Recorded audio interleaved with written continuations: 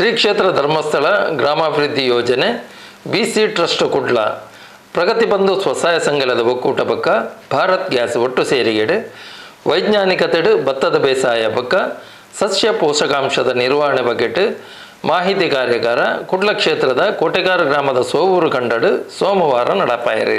ಕುಡ್ಲ ಬಿಸಿ trust Shri ಕ್ಷೇತ್ರ ಧರ್ಮಸ್ಥಳ ಗ್ರಾಮಾಭಿವೃದ್ಧಿ ಯೋಜನೆ ಪ್ರಗತಿ ಬಂಧು ಸ್ವಸಹಾಯ ಸಂಘದ ಒಕ್ಕೂಟ ಬೊಕ್ಕ ಭಾರತ್ ಗ್ಯಾಸ್ ಒಟ್ಟು ಸೇರಿಗೆಡು ವೈಜ್ಞಾನಿಕತೆಡು ಭತ್ತದ ಬೇಸಾಯ ಬೊಕ್ಕ ಸಸ್ಯ ಪೋಷಕಾಂಶದ ನಿರ್ವಹಣೆದ ಬಗೆಟ್ ಮಾಹಿತಿ ಕಾರ್ಯಾಗಾರನ ಕೆಸಿ ರೋಡ್ ಸೋವೂರು ಕಂಡಡು ಸೋಮವಾರ ನಡಪಾಯರು.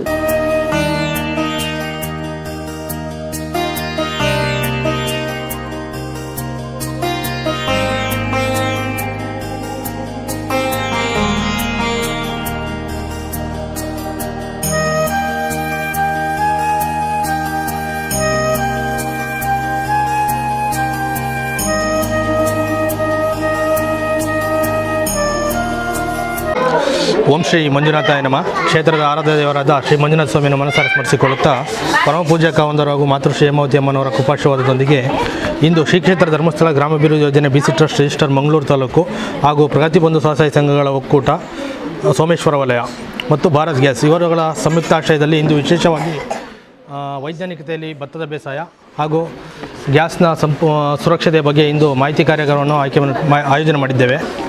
ಇತ್ತೀಚಿನ ದಿನಗಳಲ್ಲಿ ಭತ್ತವನ್ನು ಬೆಳೆದು ಕೃಷಿ ಮಾಡುತ್ತಿದ್ದ ದಕ್ಷಿಣ ಕನ್ನಡ ಜಿಲ್ಲೆಯಲ್ಲಿ ಇಂದು ಹೆಚ್ಚಿನ ಕಡೆಗಳಲ್ಲಿ ಭತ್ತದ ಗದ್ದೆಗಳೇ ಮರೆಯಾಗುತ್ತಿದ್ದುದನ್ನು ನಾವು ಇತ್ತೀಚಿನ ದಿನಗಳಲ್ಲಿ ಕಾಣಬಹುದಾಗಿದೆ. ಭತ್ತದ ಗದ್ದೆಗಳು ಜಾಗಗಳು ಇಂದು ವಾಣಿಜ್ಯ ಮಳಿಗೆಗಳಾಗಿ ತೋಟಗಳಾಗಿ ಪರಿವರ್ತನೆಗೊಂಡಿರುವುದನ್ನು ನಾವು ಇತ್ತೀಚಿನ ದಿನಗಳಲ್ಲಿ ಹೆಚ್ಚಿನ ಭಾಗಗಳಲ್ಲಿ ನೋಡ್ತಾ ಇದ್ದೇವೆ. ಹೊಸ ತಲೆಮಾರಿಗೆ ಭತ್ತದ ಕೃಷಿಯ ಬಗ್ಗೆ ಅರಿವೇ ಇಲ್ಲದ ಸ್ಥಿತಿ ನಿರ್ಮಾಣಗೊಂಡಿದೆ. ಭತ್ತದ ಕೃಷಿಯಲ್ಲಿ ತೊಡಗಿಕೊಳ್ಳುವ ಅವರ ಸಂಖ್ಯೆ ಕೂಡ ಕಡಿಮೆಯಾಗಿದೆ. ಭತ್ತದ ಕೃಷಿಯ ಬಗ್ಗೆ ಅನಿವಾರ್ಯತೆಯನ್ನು ತೋರಿಸುವ ಪ್ರಯತ್ನವನ್ನು ಇವತ್ತು ಶ್ರೀ ಕ್ಷೇತ್ರ ಧರ್ಮಸ್ಥಳ ಗ್ರಾಮಾಭಿವೃದ್ಧಿ ಯೋಜನೆ ಮಾಡ್ತಾ ಇದೆ. ಆ ಉದ್ದೇಶದಿಂದ ಈ ಒಂದು ಕಾರ್ಯಕ್ರಮವನ್ನು ಆಯೋಜನೆ ಮಾಡಿದ್ದೇವೆ. ಕಾರ್ಯಕ್ರಮದ ಪ್ರಥಮ ಹಂತವಾಗಿ ಪ್ರಾರ್ಥನೆಯೊಂದಿಗೆ ಕಾರ್ಯಕ್ರಮವನ್ನು ಮುಂದುವರಿಸೋಣ.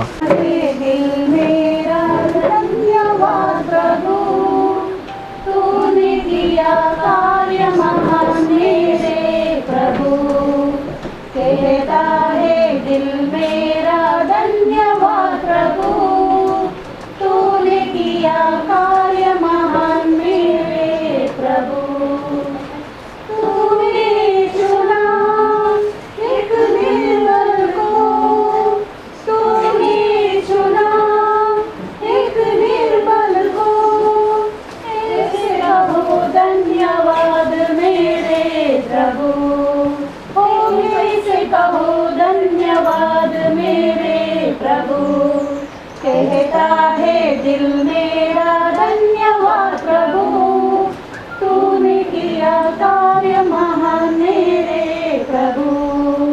कहता है दिल मेरा धन्यवाद प्रभु, तूने किया कार्य महान मेरे प्रभु. तूने दिया जीवन नया, तूने दिया जीवन नया, लाखों बार धन्यवाद मेरे प्रभु, लाखों बार धन्यवाद मेरे प्रभु. कहता है दिल मेरा धन्यवाद प्रभु, तूने किया कार्य महान मेरे प्रभु.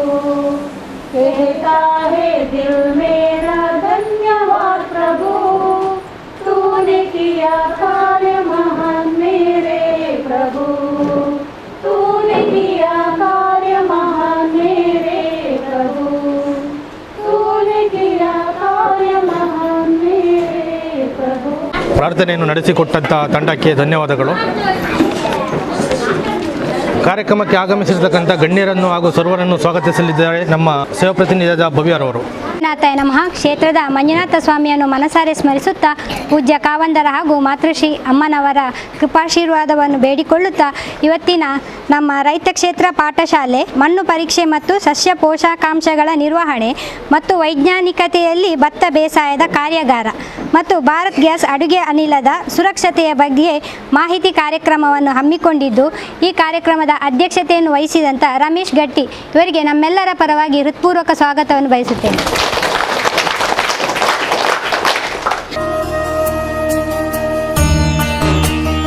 ಬಸವಣ್ಣ ಜಿಲ್ಲಾ ಪಂಚಾಯತ್ ಹಿರಿಯ ಪ್ರಾಥಮಿಕ ಶಾಲೆ ಅಜ್ಜಿನಡ್ಕ ಇದರ ಮುಖ್ಯೋಪಾಧ್ಯಾಯಿನಿಯಾದ ರಜಿಯಾ MS ಇವರು ನಮ್ಮ ಈ ಕಾರ್ಯಕ್ರಮದಲ್ಲಿದ್ದಾರೆ. ಇವರಿಗೆ ನಮ್ಮೆಲ್ಲರ ಪರವಾಗಿ ಹೃತ್ಪೂರ್ವಕ ಸ್ವಾಗತವನ್ನು ಬಯಸುತ್ತೇನೆ.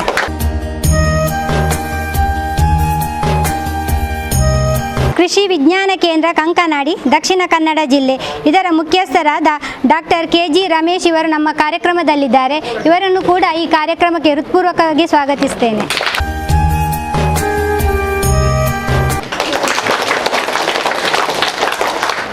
ಕೃಷಿ ವಿಜ್ಞಾನ ಕೇಂದ್ರದ ವಿಜ್ಞಾನಿಯಾದ ಹರೀಶ್ ಶೆಣೈ ಸರ್ ಇದ್ದಾರೆ. ಇವರಿಗೂ ನಮ್ಮ ಕಾರ್ಯಕ್ರಮಕ್ಕೆ ಹೃತ್ಪೂರ್ವಕ ಸ್ವಾಗತವನ್ನು ಬಯಸ್ತೇನೆ. ಈ ಕಾರ್ಯಕ್ರಮದಲ್ಲಿ ಭಾರತ್ ಗ್ಯಾಸ್ನ ಸಂಪನ್ಮೂಲ ವ್ಯಕ್ತಿಯಾದ ಚರಣ್ ಕುಮಾರ್ ಸರ್ ಇದ್ದಾರೆ. ಇವರಿಗೂ ನಮ್ಮೆಲ್ಲರ ಪರವಾಗಿ ಹೃತ್ಪೂರ್ವಕ ಸ್ವಾಗತವನ್ನು ಬಯಸ್ತೇನೆ. ಕಾರ್ಯಕ್ರಮದಲ್ಲಿ ಸತೀಶ್ ದೀಪಂ ಉಪಸ್ಥಿತರಿದ್ದಾರೆ. ಇವರಿಗೂ ನಮ್ಮೆಲ್ಲರ ಪರವಾಗಿ ಹೃತ್ಪೂರ್ವಕ ಸ್ವಾಗತವನ್ನು ಬಯಸುತ್ತೇನೆ. ಹಾಗೆ ನಮ್ಮ ಮಂಗಳೂರು ವಲಯದ ಕೃಷಿ ಅಧಿಕಾರಿ ಅಂತ ಮೋಹನ್ ಸರ್ ಇದ್ದಾರೆ. ಇವರಿಗೂ ನಮ್ಮೆಲ್ಲರ ಪರವಾಗಿ ಸ್ವಾಗತವನ್ನು ಬಯಸ್ತೇನೆ. ದಂತ ಚಂದುಗಟ್ಟಿ ಮತ್ತು ಸೇಸಪ್ಪಗಟ್ಟಿ ಇವರು ಕೂಡ ನಮ್ಮ ಕಾರ್ಯಕ್ರಮದಲ್ಲಿದ್ದಾರೆ. ಇವರಿಗೂ ನಮ್ಮೆಲ್ಲರ ಪರವಾಗಿ ಹೃತ್ಪೂರ್ವಕ ಸ್ವಾಗತವನ್ನು ಬಯಸ್ತೇನೆ. ಹಾಗೂ ಇಲ್ಲಿ ಬಂದಂತಹ ಎಲ್ಲ ಅಜ್ಜಿನಡ್ಕ ಶಾಲೆಯ ಮಕ್ಕಳಿಗೂ ಸ್ವಾಗತವನ್ನು ಬಯಸ್ತೇನೆ. ಇವರಿಗೂ ಸ್ವಾಗತವನ್ನು ಬಯಸ್ತಾ ನನ್ನ ಸ್ವಾಗತವನ್ನು ಬಯಸ್ತೇನೆ. ಹಾಗೆ ಇಲ್ಲಿ TV ಮಾಧ್ಯಮದವರಿದ್ದಾರೆ. ಇವರಿಗೂ ಹೃತ್ಪೂರ್ವಕ ಸ್ವಾಗತವನ್ನು ಬಯಸ್ತೇನೆ. ಸರ್ವರನ್ನು ಸ್ವಾಗತಿಸಿದ ಸೇವಾ ಪ್ರತಿನಿಧಿ ಶ್ರೀಮತಿ ಭವ್ಯರವರಿಗೂ ಕೂಡ ಈ ಒಂದು ಕಾರ್ಯಕ್ರಮಕ್ಕೆ ಆತ್ಮೀಯವಾದ ಸ್ವಾಗತವನ್ನು ಬಯಸ್ತೇನೆ. ಈ ಒಂದು ಕಾರ್ಯಕ್ರಮಕ್ಕೆ ಚಾಲನೆ ನೀಡಬೇಕಾಗಿ ಕೇಳಿಕೊಳ್ತಾ ಇದ್ದೇನೆ.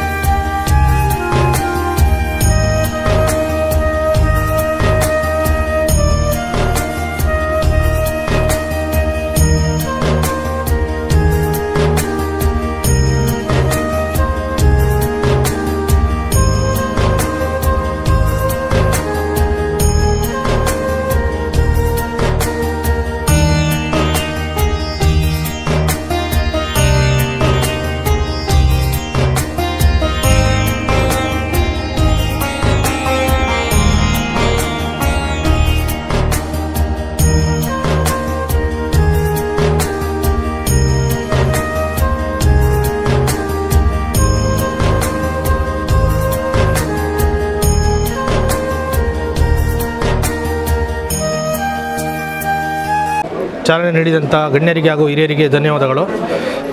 ಕಾರ್ಯಕ್ರಮದ ಮುಂದುವರಿದ ಭಾಗ ಭಾರತ್ ಗ್ಯಾಸ್ನ ಸಂಪನ್ಮೂಲ ವ್ಯಕ್ತಿಗಳು ಮಾಹಿತಿಯನ್ನು ನೀಡಬೇಕಾಗಿ ಕೇಳಿಕೊಳ್ತೇನೆ. ಅಲ್ಲ, ಕರೆಂಟ್ ಸ್ವಿಚ್ ಗೊತ್ತುಂಟಲ್ಲ, ಕೈ ಹಾಕ್ಲಿಕ್ಕೆ ಹೋಗ್ತೀರಾ? ಯಾಕೆ? ಶಾಕ್ ಹೊಡಿತದೆ. ಅಂದರೆ ನಾವು ಮನೆಯಲ್ಲಿ ಯೂಸ್ ಮಾಡುವಂಥ ಎಲ್ಲ ವಸ್ತುಗಳ ಬಗ್ಗೆ ನಮಗೆ ಮಾಹಿತಿ ಉಂಟು, ಆದರೆ ಗ್ಯಾಸ್ ಬಗ್ಗೆ ಪೂರ್ಣ ಮಾಹಿತಿ ಇರೋದಿಲ್ಲಲ್ಲ. ಅದಕ್ಕೋಸ್ಕರ ನಿಮಗೆ ಈ ಗ್ಯಾಸ್ನಿಂದ ಉಪಯೋಗ ಕೂಡ ಉಂಟು, ಹಾಗೆ ತೊಂದರೆ ಅಲ್ಲ, ಸ್ವಲ್ಪ ಹೆದರಿಕೆ ಇರಬೇಕು. ಯಾಕಂದರೆ ನಾವು ಪ್ರತಿಯೊಂದು ವಸ್ತುವನ್ನು ನಾವು ಯೂಸ್ ಮಾಡುವಾಗ ನೀವು ಮೊಬೈಲ್ ಯೂಸ್ ಮಾಡ್ತೀರಿ, ಮೊಬೈಲ್ ಇರುವಂಥ ಎಲ್ಲ ಫಂಕ್ಷನ್ ಗೊತ್ತಿದೆ. ಹಾಗೆ ನಿಮಗೆ ಕರೆಂಟ್ ಯೂಸ್ ಮಾಡ್ತೀರಿ, ಮಿಕ್ಸಿ ಗ್ರೈಂಡರ್ ಎಲ್ಲ ಯೂಸ್ ಮಾಡ್ತಾ ಇರ್ತೀರಿ, ಅದ್ರ ಬಗ್ಗೆ ಎಲ್ಲ ಮಾಹಿತಿ ಇದೆ. ಆದರೆ ಗ್ಯಾಸಿನ ಬಗ್ಗೆ ಪೂರ್ಣ ಮಾಹಿತಿ ಇಲ್ಲ. ನಮ್ಮ ಕೈಯಿಂದ ಏನೋ ತಪ್ಪಾಗ್ತದೆ ಅಂತ ನೀವು ಕೆಲವೊಂದು ಅನಾಹುತ ಆಗಿರ್ಬೋದು ಕೇಳಿರ್ಬೋದು, ನೀವು TVಯಲ್ಲಿ ನೋಡಿರ್ಬೋದು ಅಥವಾ ಪೇಪರಲ್ಲಿ ಓದಿರ್ಬೋದು. ಇಂಥ ಅನಾಹುತ ಯಾಕೆ ಆಗ್ತದೆ, ಇದನ್ನು ಹೇಗೆ ತಡೆಗಟ್ಟಬೇಕು, ಎಲ್ಲಿಯಾದರೂ ಮನೆಯಲ್ಲಿ ಗ್ಯಾಸ್ ಲೀಕೇಜ್ ಆದರೆ ಏನು ಮಾಡಬೇಕು, ಇಂಥ ಕೆಲವೊಂದು ವಿಚಾರಗಳ ಬಗ್ಗೆ ನಾನು ಸ್ವಲ್ಪ ಮಾತಾಡಲಿಕ್ಕೆ ಇಷ್ಟಪಡ್ತೇನೆ. ಶುರುವಿಗೆ ನಾವು ಸ್ವಲ್ಪ ಸಿಲಿಂಡರ್ ಬಗ್ಗೆ ತಿಳ್ಕೊಳ್ಳುವ. ಇದು ನಮ್ಮ ಸಿಲಿಂಡರ್ಗೆ ನಾವೇನಂತ ಹೇಳ್ತೇವೆ? ಗ್ಯಾಸ್ ಅಂತ ಹೇಳ್ತೀರಾ? ಇದರಲ್ಲಿ ಇರೋದು ಗ್ಯಾಸ್. ಇದಕ್ಕೆ ನಾವು LPG ಸಿಲಿಂಡರ್ ಅಂತ ಹೇಳ್ತೇವೆ. LPG ಸಿಲಿಂಡರ್ ಅಂದರೆ LPG ಅಂದರೆ ಲಿಕ್ವಿಫೈಡ್ ಪೆಟ್ರೋಲಿಯಂ ಗ್ಯಾಸ್, ಅಂದರೆ ದ್ರವೀಕರಿಸಿದ ಪೆಟ್ರೋಲಿಯಂ ಅನಿಲ ಏನಿದೆ ಅದನ್ನು ಇದರೊಳಗೆ ತುಂಬಿಸಿರ್ತಾರೆ.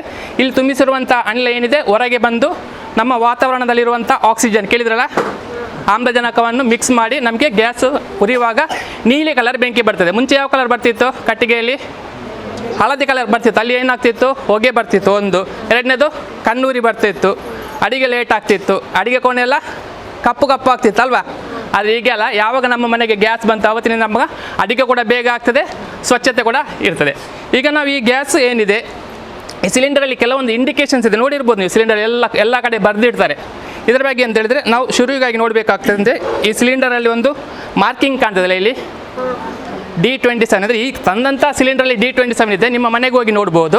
ಈಗ D ಹೇಳಿದ್ರೆ, ಈಗ A ಹೇಳಿದರೆ ಜನವರಿ, ಫೆಬ್ರವರಿ, ಮಾರ್ಚ್, ಹಾಗೆ A B C D ಮೂರು ತಿಂಗಳಿಗೆ ಒಂದೊಂದು ಮಾರ್ಕ್ ಮಾಡಿರ್ತಾರೆ. ಈ ನಾವು ತಂದಂಥ ಸಿಲಿಂಡರ್ ಏನಿದೆ ಈ ಸಿಲಿಂಡರ್ ನಮಗೆ D27 ಅಂದರೆ ಒಂದು ಅಕ್ಟೋಬರ್ ಇಲ್ಲಂದ್ರೆ ನವಂಬರ್ ಇಲ್ಲಾಂದ್ರೆ ಡಿಸೆಂಬರ್ 2027ಕ್ಕೆ ಇದು ಎಕ್ಸ್ಪೈರ್ ಆಗೋದಲ್ಲ, ಟೆಸ್ಟಿಂಗಿಗೆ ಹೋಗೋದು. ಎಕ್ಸ್ಪೈರ್ ಅಂದರೆ ಮತ್ತೆ ಬಿಸಾಡೋದು, ಟೆಸ್ಟಿಂಗಿಗೆ ಹೋಗ್ತದೆ. ಅಂದರೆ ನಮ್ಮ ಮನೇಲಿ ಎಷ್ಟು ದಿವಸ ಇರ್ತದೆ ಅದು ಹೆಚ್ಚು ಹೇಳಿದರೆ 1 ತಿಂಗಳು. ತುಂಬ ಕಂಜೂಸ್ ಮಾಡೋರ ಮನೆಯಲ್ಲಿ 2-3 ತಿಂಗಳು ಕೂಡ ಬರ್ತದೆ, ಬರೋದಿಲ್ಲ ಅಂತಲ್ಲ. ಆದರೆ ನಮಗೆ ಹೆದರಿಕೆ ಬೇಡ, ಯಾಕೆಂದರೆ ನಮ್ಮ ಮನೇಲಿ ಜಾಸ್ತಿ 27 ತನಕ ಇರೋದಿಲ್ಲ, ಇದೆ 1-2 ತಿಂಗಳಲ್ಲಿ ಖಾಲಿ ಆಗ್ತದೆ. ಅದಕ್ಕೋಸ್ಕರ ನೀವು ಅದು ಮನೇಲಿ ಇದ್ದರೆ ನಿಮಗೆ ಏನು ತೊಂದರೆ ಇಲ್ಲ. ಅಂದರೆ ಕೆಲವರಿಗೆ ಹೆದರಿಕೆ ಇರ್ತದೆ, ಯಾಕೆಂದರೆ ನಮ್ಮ ಮನೇಲಿ ತುಂಬ ಜಾಗ್ರತೆಯಲ್ಲಿ ಯೂಸ್ ಮಾಡ್ತೇವೆ. ಇದಕ್ಕೆ 4 ಮನೆಗೆ ಹೋಗಿ ಬರ್ತದೆ, ಅವರಿಲ್ಲ ಅದು ಕೆಳಗೆ ಹಾಕಿದಾರ ಏನಂತೇಳಿ ತುಂಬ ಫಸ್ಟ್ ಶುರುವಿಗೆ ನಮ್ಮ ಮನೆಗೆ ಸಿಲಿಂಡರ್ ಬರುವಾಗ ಮನೆ ಒಳಗೆ ತರಲಿಕ್ಕೆ ತರ್ತಿದ್ರು. ಈಗ ಆಗಿಲ್ಲ, ಈಗ ಸಿಲಿಂಡರ್ ಇದ್ದರೆ ಅದ್ರ ಮೇಲೆ ಕೂತ್ಕೊಳ್ತಾರೆ, ನಿಂತ್ಕೊಂಡು ಎಲ್ಲ ಸರ್ಕಸ್ ಮಾಡ್ತಾ ಇರ್ತಾರೆ. ಅಂದರೆ ಏನು ಆಗ್ತದಂತ ಗೊತ್ತಿಲ್ಲ, ಆದರೆ ಒಟ್ಟು ಮಾಡ್ತಾ ಹೋಗೋದು. ಹಾಗಾಗಿ ಅದೊಂದು ಬಗ್ಗೆ ಸ್ವಲ್ಪ ವಿಚಾರ ತೊಗೊಳ್ಬೇಕು. ಮತ್ತು ಇದರ ಗ್ಯಾಸ್ ಇದು ತೂಕದ ಬಗ್ಗೆ ಯಾವುದೇ ಸಂಶಯ ಬೇಡ. ಕೆಲವರು ಹೇಳ್ತಾರೆ ಗ್ಯಾಸ್ ತೆಗಿಲಿಕ್ಕೆ, ಒಮ್ಮೆ ತುಂಬಿಸದಂಥ ಗ್ಯಾಸನ್ನು ಮತ್ತೆ ತೆಗಿಲಿಕ್ಕೆ ಆಗೋದಿಲ್ಲ. ಆದರೆ ಕಂಪನಿಯಲ್ಲಿ ತುಂಬಿಸುವುದು ಮನುಷ್ಯರೇ ಅಲ್ವಾ. ಹಾಗೆ 50-100 ಗ್ರಾಮ್ಸ್ ಹೆಚ್ಚು ಬರಲಿಕ್ಕೆ ಸಾಕು, ಕಮ್ಮಿ ಬರಲಿಕ್ಕೆ ಸಾಕು. ಹೆಚ್ಚು ಬಂದರೆ ಮಾತಾಡೋದು ಬೇಡ, ಕಮ್ಮಿ ಬಂದರೆ ಸಹ 50-100 ಗ್ರಾಮ್ಸ್ ಇದು ವೇರಿಯೇಷನ್ ಇರ್ತದೆ. ಇದು ಯಾಕೆ ಹೇಳಿದ್ರೆ ತುಂಬ ಕಡೆ ಕಂಪ್ಲೇಂಟ್ ಮಾಡ್ತಾರೆ ಗ್ಯಾಸ್ ಕಮ್ಮಿ ಬರ್ತದೆ ಅಂತೇಳಿ. ಯಾರಾದರೂ ಜಾಸ್ತಿ ಬಂದದ್ದು ಹೇಳ್ತಾರಾ? ಇಲ್ಲ, ಜಾಸ್ತಿ ಬಂದರೆ ಎಕ್ಸ್ಟ್ರಾ ಅಂದರೆ ಅವರೇ ಯೂಸ್ ಮಾಡ್ತಾ ಇರ್ತಾರೆ. ಅದ ನಂತರ ಈಗ ನಾವು ಮನೆಯನ್ನು ಸಿಲಿಂಡರಲ್ಲಿ ನೋಡಿರ್ಬೋದು. ಈಗ ನಾನು ಆ್ಯಕ್ಚುಲಿ ಸ್ವಲ್ಪ ರಾಂಗ್ ಮಾಡಿದ್ದೇನೆ. ಅಂದರೆ ನಾವಿಲ್ಲಿ ಸ್ಟವನ್ನು ಕೆಳಗೆ ಇಟ್ಟಿದ್ದೇವೆ, ಇದನ್ನು ತೋರಿಸ್ಲಿಕ್ಕೋಸ್ಕರ ಮೇಲೆ ಇಟ್ಟದ್ದು. ಯಾವಾಗಲೂ ನಿಮಗೆ ಸಿಲಿಂಡರ್ ಕೆಳಗೆ ಇಡಬೇಕು, ಸ್ಟವ್ ಮೇಲೆ ಇಡಬೇಕು. ಇಷ್ಟವರೆಗೆ ನಾವು ಕಟ್ಟಿಗೆಲ್ಲ ಅಡುಗೆ ಮಾಡುವಾಗ ಕೂತ್ಕೊಂಡು ಅಡುಗೆ ಮಾಡ್ತಿದ್ದೇವಲ್ಲ, ಕೆಲವು ಮನೆ ನೋಡಿದ್ದೇವೆ ಸೊಂಟ ನೋವು ಅಂತೇಳಿ ಕೂತ್ಕೊಂಡು ಅಡುಗೆ ಮಾಡುವವರ್ಸ್ ಇದ್ದಾರೆ. ಅಡುಗೆ ಮಾಡಿದ್ರೆ ಏನಾಗ್ತದೆ ಅಂದರೆ ಕೆಳಗಡೆ ಸ್ಟವ್ ಉರಿಸ್ತಾ ಇರ್ತೀರಿ, ಸಿಲಿಂಡರ್ ಮೇಲೆ ಇರ್ತದೆ, ಅಂದರೆ ನೆಲದಲ್ಲಿ ಇರ್ತದೆ, ನೀವು ಸ್ಟವ್ ಕೆಳಗಡೆ ಇರ್ತದೆ. ಅಲ್ಲಿ ಲೀಕೇಜ್ ಆದ ಕೂಡಲೇ ಇಲ್ಲಿರುವಂಥ ಏನು ಬೆಂಕಿ ಇದೆ, ಈಗ ನೋಡಿ ಯೋಚನೆ ಮಾಡಿ, ಇಲ್ಲಿ ನೀವು ಗ್ಯಾಸ್ ಆನ್ ಮಾಡಿದರೆ ಈ ದೀಪದಲ್ಲಿರುವಂಥ ಬೆಂಕಿ ಇಲ್ಲಿ ಬರ್ತದೆ ಸಿಲಿಂಡರ್ಗೆ. ಅಂದರೆ ಎಲ್ಲಿ ಮೂಲ ಎಲ್ಲಿ ಸಿಲಿಂಡರ್ ಇಲ್ಲ ಅಲ್ಲಿ ಲೀಕೇಜ್ ಆಗುವಂಥ ಪರಿಸ್ಥಿತಿ ಇದೆ. ಹಾಗೋಸ್ಕರ ನೀವು ಯಾವಾಗಲೂ ಸಿಲಿಂಡರನ್ನು ಕೆಳಗಡೆ ಇಡಬೇಕು ಮತ್ತು ಸ್ಟವನ್ನು ಮೇಲೆ ಇಡಬೇಕು. ಕೆಲವೊಮ್ಮೆ ಏನಾಗ್ತದೆ ಅಂದರೆ ಈಗ ನಾವು ಸಿಲಿಂಡರ್ ಹೆಚ್ಚಿನವರಿಗೆ ಇದನ್ನು ಸಿಲಿಂಡರನ್ನು ಓಪನ್ ಮಾಡಲಿಕ್ಕೆ ಗೊತ್ತಿರೋದಿಲ್ಲ. ಇಲ್ಲೊಂದು ಹಗ್ಗ ಕಟ್ಟಿರ್ತೀರಲ್ಲ, ಫಸ್ಟ್ ಒಂದು ಸೀಲ್ ಇರ್ತದೆ. ಸೀಲ್ ಅಂದರೆ ನಮ್ಮ ಚಿಕ್ಕ ಸಿಲಿಂಡ್ರಲ್ಲಿ ಉಂಟು ನೋಡಿ, ಇದು ಸೀಲ್ ಕಾಣ್ತದಲ್ಲ. ಅದು ನಾವು ಸೀಲ್ ಓಪನ್ ಮಾಡಿದ ನಂತರ ಈ ರೆಗ್ಯುಲೇಟ್ ಇದು ಕ್ಯಾಪ್ ಓಪನ್ ಮಾಡಬೇಕಲ್ಲ. ಕ್ಯಾಪ್ ಓಪನ್ ಮಾಡಲಿಕ್ಕೆ ಏನು ಮಾಡ್ತೇವೆ ನಾವು, ಇಲ್ಲಿಂದ ಹಿಡಿದು ಇಳಿತೇವೆ ಹಗ್ಗದಲ್ಲಿ. ಇಲ್ಲಿಂದ ಹಿಡಿದ್ರೆ ಎಂತ ಆಗ್ತದೆ, ಹಗ್ಗ ತುಂಡಾಗ್ತಿಲ್ಲ ಅಂದರೆ ಕಾಲಿಗೆ ಬೀಳ್ತದೆ. ಅದಕ್ಕೋಸ್ಕರ ಈಗ ತೆಗಿಬೇಕಾದ್ರೆ ಇಲ್ಲಿ ಕೈ ಹಾಕಬಾರ್ದು, ಇಲ್ಲಿ ಇದನ್ನು ನೇರವಾಗಿ ಇಳಿಬೇಕು. ಹೀಗೆ ಕಾಣ್ತದಾ? ಈಗ ನೇರ ಎಳೆದು ಟ್ಯಾಪನ್ನು ಮೇಲೆ ಮಾಡಿದರೆ ಎಷ್ಟು ಸುಲಭ ಬಂತು ನೋಡಿ. ಈಗ ಓಪನ್ ಮಾಡಿ ಈಗ ಮೇಲೆ ಇದೊಂದು ಕ್ಯಾಪ್ ನೋಡಿರ್ಬೋದು. ಈ ಕ್ಯಾಪನ್ನು ನಾವು ಯಾವ ನೂಲಲ್ಲಿ ಕಟ್ಟಿರೋದಿಲ್ಲ, ಇದು ಯಾವುದರಲ್ಲಿ ಕಟ್ಟಿದ್ದಾರೆ, ನೈಲಾನ್ ಹಗ್ಗದಲ್ಲಿ ಕಟ್ಟಿದೆ. ಯಾಕಂದರೆ ಇದು ಯಾವಾಗಲೂ ಈ ಕ್ಯಾಪ್ ಇಂಥದ್ದಕ್ಕೆ ನಾವು ಸೇಫ್ಟಿ ಕ್ಯಾಪ್ ಅಂತ ಹೇಳ್ತೇವೆ. ಈ ಕ್ಯಾಪ್ ಯಾವಾಗಲೂ ಈ ಸಿಲಿಂಡ್ರಲ್ಲಿ ನೇತಾಡ್ತಾನೆ ಇರಬೇಕು, ಎಲ್ಲಿಂದ ನಿಮ್ಮ ಮನೆಯಿಂದ ಹೋಗೋ ತನಕ ಸಹ. ಯಾಕೆಂದರೆ ಬೈ ಚಾನ್ಸ್ ನೀವು ಸಿಲಿಂಡರ್ ಯೋಚನೆ ಮಾಡಿ, ಮನೆಯಲ್ಲಿ ನಾವು ಕ್ಯಾಪ್ ಓಪನ್ ಮಾಡ್ತೇವೆ, ಕ್ಯಾಪ್ ಓಪನ್ ಮಾಡುವಾಗ ಗ್ಯಾಸ್ ಲೀಕೇಜ್ ಏನು ಮಾಡಲಿಕ್ಕೆ ಆಗ್ತದೆ, ಕೈಯಲ್ಲಿ ಈಗ ಒತ್ತಿದ್ರೆ ನಿಲ್ಲುವುದಿಲ್ಲ, ಎಂತ ಮಾಡಿಸ ನಿಲ್ಲೋದು. ಕೂಡಲೇ ಏನು ಮಾಡಬೇಕು, ಏನು ಕ್ಯಾಪ್ ಇದನ್ನು ನಾವು ಕ್ಯಾಪನ್ನು ಇದಕ್ಕೆ ಕ್ಲೋಸ್ ಮಾಡಬೇಕು. ಈ ಕ್ಯಾಪಿಗೆ ನಾವು ಡರ್ಲಿನ್ ಕ್ಯಾಪ್ ಅಂತ ಹೇಳ್ತೇವೆ. ಈ ಕ್ಯಾಪಿದ್ದು ಕೆಪಾಸಿಟಿ ಎಷ್ಟಿರ್ತದೆ ಅಂದರೆ ಇದರಲ್ಲಿ ಎಷ್ಟು ಗ್ಯಾಸ್ ಇದೆ ಅದರ ದುಪ್ಪಟ್ಟು ಪ್ರೆಷರ್ ಇದ್ದರೆ ಸಹ ಇದು ಒಂದು ಕ್ಯಾಪ್ ನಿಲ್ಲಿಸ್ತದೆ. ಈಗ ಒಂದು ರಪ್ಪನ್ನು ತೆಗೆಯುವಾಗ ನೀವು ಲೀಕ್ ಆಯ್ತು ಅಂತ ಯೋಚನೆ ಮಾಡಿ ಕೂಡಲೇ ಇದನ್ನು ಕ್ಯಾಪನ್ನು ಹಾಕಿಬಿಟ್ರೆ ಆಯಿತು. ಅದರ ನಂತರ ನಾವೀಗ ಅಡುಗೆ ಮಾಡ್ತೇವೆ. ಅಡುಗೆ ಮಾಡುವ ಮುಂಚೆ ಅಂದರೆ ನೀವು ಸಿಲಿಂಡರ್ ಖಾಲಿ ಆಗೋ ನೀವು ಹೊರಗಡೆಯಿಂದ ತರ್ತೀರಿ ಸಿಲಿಂಡರ್ ಅಲ್ವಾ, ಹೊರಗಡೆ ಅಥವಾ ನೀವು ಹೊರಗಡೆ ಅಂದರೆ ಎತ್ತಿಕೊಂಡು ತಗೊಂಡು ಬರ್ತಾರೆ. ಆವಾಗ ಏನಾಗ್ತದೆ, ಇದರೊಳಗೆ ಇರುವಂಥ ಏನು ಗ್ಯಾಸ್ ಇದ್ದಲ್ಲ ಅದು ನೀವು ಚಾ ನೋಡಿದ್ರಲ್ಲ, ಚಾದು ಒಳಗೆ ಕೆಳಗಡೆ ಕಣ್ಣು ಇರ್ತದೆ, ಮೇಲೆ ಚಾ ಇರ್ತದಲ್ಲ, ಅದನ್ನ ಈಗ ಅಲರ್ಟ್ರೆ ಏನಾಗ್ತದೆ, ಅದು ಕಣ್ಣೆಲ್ಲ ಮೇಲೆ ಹೋಗ್ತದೆ. ಹಾಗೆಯೇ ಈ ಸಿಲಿಂಡರ್ಲಿ ಕೂಡ ರೆಸಿಡ್ಯೂ ಅಂತ ಇರ್ತದೆ. ರೆಸಿಡ್ಯೂ ಅಂದರೆ ಪೆಟ್ರೋಲಿಯಂ ಪ್ರಾಡಕ್ಟ್ ಅಲ್ಲ ಇದು, ಅಂದರೆ ರೆಸಿಡ್ಯೂ ಇರ್ತದೆ. ನೀವು ಪಲ್ಟಿ ಮಾಡಿದ ಕೂಡಲೇ ಅದು ಡಸ್ಟ್ ಪಾರ್ಟಿಕಲ್ಸ್ ಮೇಲೆ ಬರ್ತದೆ. ಅದಕ್ಕೋಸ್ಕರ ನೀವು ಹೊರಗಡೆಯಿಂದ ಒಳಗಡೆ ತಂದ ಕೂಡಲೇ ಒಂದು ಅರ್ಧ ಇಲ್ಲದ್ರೆ 20 ನಿಮಿಷ ಅದನ್ನು ನೇರವಾಗಿ ಇಡಬೇಕು. ನೇರವಾಗಿ ಇಟ್ಟರೆ ಕೆಳಗಡೆ ದ್ರವ ಬರ್ತದೆ, ಮೇಲೆ ಆವಿ ಬರ್ತದೆ. ಅದು ಯಾವಾಗ ಅದೇ ಪ್ರೊಫೆಷನಲ್ ಇರಬೇಕು, ಕೆಳಗಡೆ ಲಿಕ್ವಿಡ್ ಮೇಲೆ ವೇಪರ್. ಕೆಲವರ ಒಂದು ಮೈಂಡಲ್ಲೇ ಉಂಟು ಅಂದರೆ ಗ್ಯಾಸ್ ಗಾಲಿ ಅದು ಸ್ವಲ್ಪ ಅಡ್ಡ ಹಾಕಿದರೆ ಬರ್ತದೆ ಅಂತೇಳಿ. ಅಡ್ಡ ಹಾಕಿದರೆ ಏನು ಬರೋದಿಲ್ಲ. ಅಡ್ಡ ಹಾಕಿದರೆ ಎಂತ ಆಗ್ತದೆ ಅಂದರೆ ಇದರಲ್ಲಿರುವಂಥ ಲಿಕ್ವಿಡ್ ಏನಿದೆ ಅದು ಮೇಲೆ ಬರ್ತದೆ, ಗ್ಯಾಸ್ ಸ್ಟವ್ನ ಒಳಗೆ ಹೋಗಿಬಿಟ್ಟು ಅಲ್ಲಿ ನಿಮಗೆ ಬ್ಲಾಕ್ ಆಗುವಂಥ ಚಾನ್ಸ್ ಇರ್ತದೆ. ಇದು ಗ್ಯಾಸ್ ಖಾಲಿ ಆಗಿದೆ ಅಂತ ಹೇಗೆ ಗೊತ್ತಾಗ್ತದೆ, ಖಾಲಿ ಆಗುವಾಗ ಈ ಏನೋ ಗ್ಯಾಸ್ ಇದೆಲ್ಲ, ಗ್ಯಾಸಿದು ಪ್ರೆಷರ್ ಕಮ್ಮಿ ಆಗ್ತಾ ಹೋಗ್ತದೆ. ಪ್ರೆಷರ್ ಕಮ್ಮಿ ಆಗುವಾಗ ನೀಲಿರುವಂಥ ಸ್ಟವ್ ಇದ್ದು ಬೆಂಕಿದ ಕಲರ್ ಎಲ್ಲೋ ಆಗ್ತದೆ, ಅದು ಕೆಂಪು ಮಿಶ್ರಿತ ಎಲ್ಲೋ ಕಲರ್ ಆಗ್ತದೆ. ಆವಾಗ ಕೂಡಲೇ ನಿಮಗೆ ಗ್ಯಾಸ್ ಮತ್ತೆ ನೀವು ಒತ್ತಿದ್ರೆ ಸಹ ಉಲ್ಟಾ ಮಾಡಿದ್ರೆ ಪಲ್ಟ ಮಾಡಿದ್ರೆ ಏನು ಮಾಡಿದ್ರೆ ಸಹ ಗ್ಯಾಸ್ ಬರೋದಿಲ್ಲ, ಅದೆಲ್ಲ ಖಾಲಿ ಆಗಿರ್ತದೆ. ನೀವು ಸೆಂಟ್ ಬಾಟ್ಲು ಯೂಸ್ ಮಾಡಿದ್ರಲ್ಲ, ಸೆಂಟ್ ಯೂಸ್ ಮಾಡಿದ್ರೆ ಲಾಸ್ಟ್ ಎಂತ ಬರ್ತದೆ, ಖಾಲಿ ಆಗುವಾಗ ಗಾಳಿ ಬರ್ತದೆ. ಅದೇ ಕೂಡ ಇದರಲ್ಲಿ ಕೂಡ ಅಷ್ಟೇ ಗಾಳಿ ಬರ್ತದೆ. ಯಾಕೆಂದರೆ ಪ್ರತಿಯೊಂದು ಒಂದು ಕಣ ಗ್ಯಾಸ್ ಇದ್ದರೆ ಸಹ ಅದು ಪ್ರೆಷರಲ್ಲಿ ಹೊರಗೆ ಬರ್ತದೆ. ಹಾಗಾಗಿ ನೀವು ಒಂದು ಕಣದಲ್ಲಿ ಉರಿಬೋದು, ಅದನ್ನು ಪಲ್ಟಿ ಮಾಡಿ ಏನು ಮಾಡಲಿಕ್ಕೆ ಹೋಗಬೇಡಿ. ಇದನ್ನು ಯಾವಾಗ ಸಹ ನೇರವಾಗಿ ಇಡಬೇಕು. ಅದರ ನಂತರ ಇದು ಸಿಲಿಂಡರನ್ನು ನಾವು ಕ್ಯಾಪ್ ತೆಗಿತೀರಿ, ಅಡುಗೆ ಮಾಡ್ತೀರಿ, ಹೊಸ ಸಿಲಿಂಡರ್ ಫಿಟ್ ಮಾಡ್ತೇವಲ್ಲ. ಹೊಸ ಸಿಲಿಂಡರ್ ಫಿಟ್ ಮಾಡಲಿಕ್ಕೆ ಎಲ್ಲರಿಗೂ ಗೊತ್ತುಂಟು, ತೋರಿಸ್ಬೇಕಂತಿಲ್ಲಲ್ಲ. ಆನ್ ಆಫ್ ಮಾಡಲಿಕ್ಕೆ ಎಲ್ಲರಿಗೂ ಗೊತ್ತುಂಟಲ್ಲ, ಅದು ಯಾರು ಹೇಳಿದ್ದು. ಈಗ ಟರ್ನ್ ಮಾಡಿ ಆನ್ ಮಾಡೋ ಒಂದು ಸೌಂಡ್ ಬರ್ತದೆ, ಕೇಳಿದ್ರಾ? ಎಂತ ಗ್ಯಾಸ್ ಲೀಕ್ ಆಗೋದು? ಅದು ಗ್ಯಾಸ್ ಲೀಕ್ ಆಗೋದಲ್ಲ, ನೀವು ಮನೆಗೆ ಹೋಗಿ ನೋಡಿ, ಇದೊಂದು ರೆಗ್ಯುಲರ್ ಕಾಣ್ಬೋದು ನಿಮಗೆ. ಇಲ್ಲೊಂದು ಸಣ್ಣ ಹೋಲ್ ಕಾಣ್ತದೆ, ಇಲ್ಲಿ ಸಣ್ಣ ಹೋಲ್ ಇದಲ್ಲ, ಇಲ್ಲಿ ಪೈಪ್ ಹಾಕೋದು, ಇಲ್ಲಿ ಸಣ್ಣ ಹೋಲ್ ಉಂಟಲ್ಲ, ಈ ಹೋಲಲ್ಲಿ ಗಾಳಿ ಹೊರಗೆ ಬರೋದು. ಅದಕ್ಕೆ ನಾವು ಬ್ರೀದ್ ಹೋಲ್ ಅಂತ ಹೇಳಿ, ಬ್ರೀದ್ ಅಂತ ಶ್ವಾಸ. ಹಾಗೆ ಇದರೊಳಗೆ ಒಂದು ಗಾಳಿ ಹೊರಗೆ ಬರುವಾಗ ಪುಸ್ಕ ಸೌಂಡ್ ಬರ್ತದೆ. ಕೆಲವರು ಫೋನ್ ಮಾಡಿ ಹೇಳ್ತಾರೆ ಗ್ಯಾಸ್ ಲೀಕ್ ಆಯಿತು. ಗ್ಯಾಸ್ ಲೀಕ್ ಅಲ್ಲ, ಯಾವಾಗ ಅದು ಸೌಂಡ್ ಬಂತು ಆವಾಗ ನಿಮಗೆ ರೆಗ್ಯುಲೇಟರ್ ಕರೆಕ್ಟ್ ಉಂಟು ಅಂತೇಳಿ. ಸೌಂಡ್ ಬರೋದಿದ್ದರೆ ಗ್ಯಾಸ್ ಬರೋದಿಲ್ಲ, ಯಾಕಂದರೆ ಇದು ಹೋಲ್ ಬ್ಲಾಕ್ ಆಗ್ತದೆ. ಯಾಕಂದರೆ ಕೆಲವೊಮ್ಮೆ ಇದನ್ನು ಗೀಸರ್ಗೆಲ್ಲ ಯೂಸ್ ಮಾಡ್ತಾರೆ. ಕೆಲವು ಮನೆಯಲ್ಲಿ ಸಿಲಿಂಡರ್ ಹೊರಗಡೆ ಇರ್ತದೆ, ಇದರ ಮೇಲೆ ಎಣ್ಣೆ ಕಾವಲಿ ತೆಗೆದಿಡ್ತಾರೆ, ಕುಕ್ಕರ್ ತೆಗೆದಿರ್ತಾರೆ. ಹಾಗೆ ಇದರ ಮೇಲೆ ಬಿದ್ದು ಇದು ಹೋಲೆಲ್ಲ ಬ್ಲಾಕ್ ಆಗುವಂಥ ಚಾನ್ಸ್ ಉಂಟು. ಬ್ಲಾಕ್ ಆದಾಗ ನಿಮಗೆ ಗ್ಯಾಸ್ ಬರೋದಿಲ್ಲ. ಅದ ನಂತರ ನಾವೀಗ ಅಡಿಗೆಲ್ಲ ಮಾಡಿ ಆಯಿತು, 1 ತಿಂಗಳಾಯಿತು, 2 ತಿಂಗಳಾಯಿತು, 3 ತಿಂಗಳಾಯಿತು, ಸಿಲಿಂಡರ್ ಖಾಲಿ ಆಯಿತು. ಸಿಲಿಂಡರ್ ಖಾಲಿಯಾಗಿ ನಾವೇನು ಮಾಡ್ತೇವೆ, ಹೊಸ ಸಿಲಿಂಡರ್ ತಂದು ಇಡ್ತೇವಲ್ಲ, ಅದರದ್ದು ಕ್ಯಾಪ್ ಓಪನ್ ಮಾಡಿ ಹಾಕ್ತೇವೆ. ಇದು ಕ್ಯಾಪನ್ನು ಮುಚ್ಚಿದರೆ ಯಾರಾದರೂ ಮನೆಯಲ್ಲಿ ಖಾಲಿ ಸಿಲಿಂಡರಿಗೆ ಎಷ್ಟು ಜನ ಇಲ್ಲ, ಮತ್ತು ಅವ್ರು ಲಾರಿಯಲ್ಲಿ ಕೊಂಡೋಗೋರು ಕ್ಯಾಪ್ ಹಾಕಬೇಕು.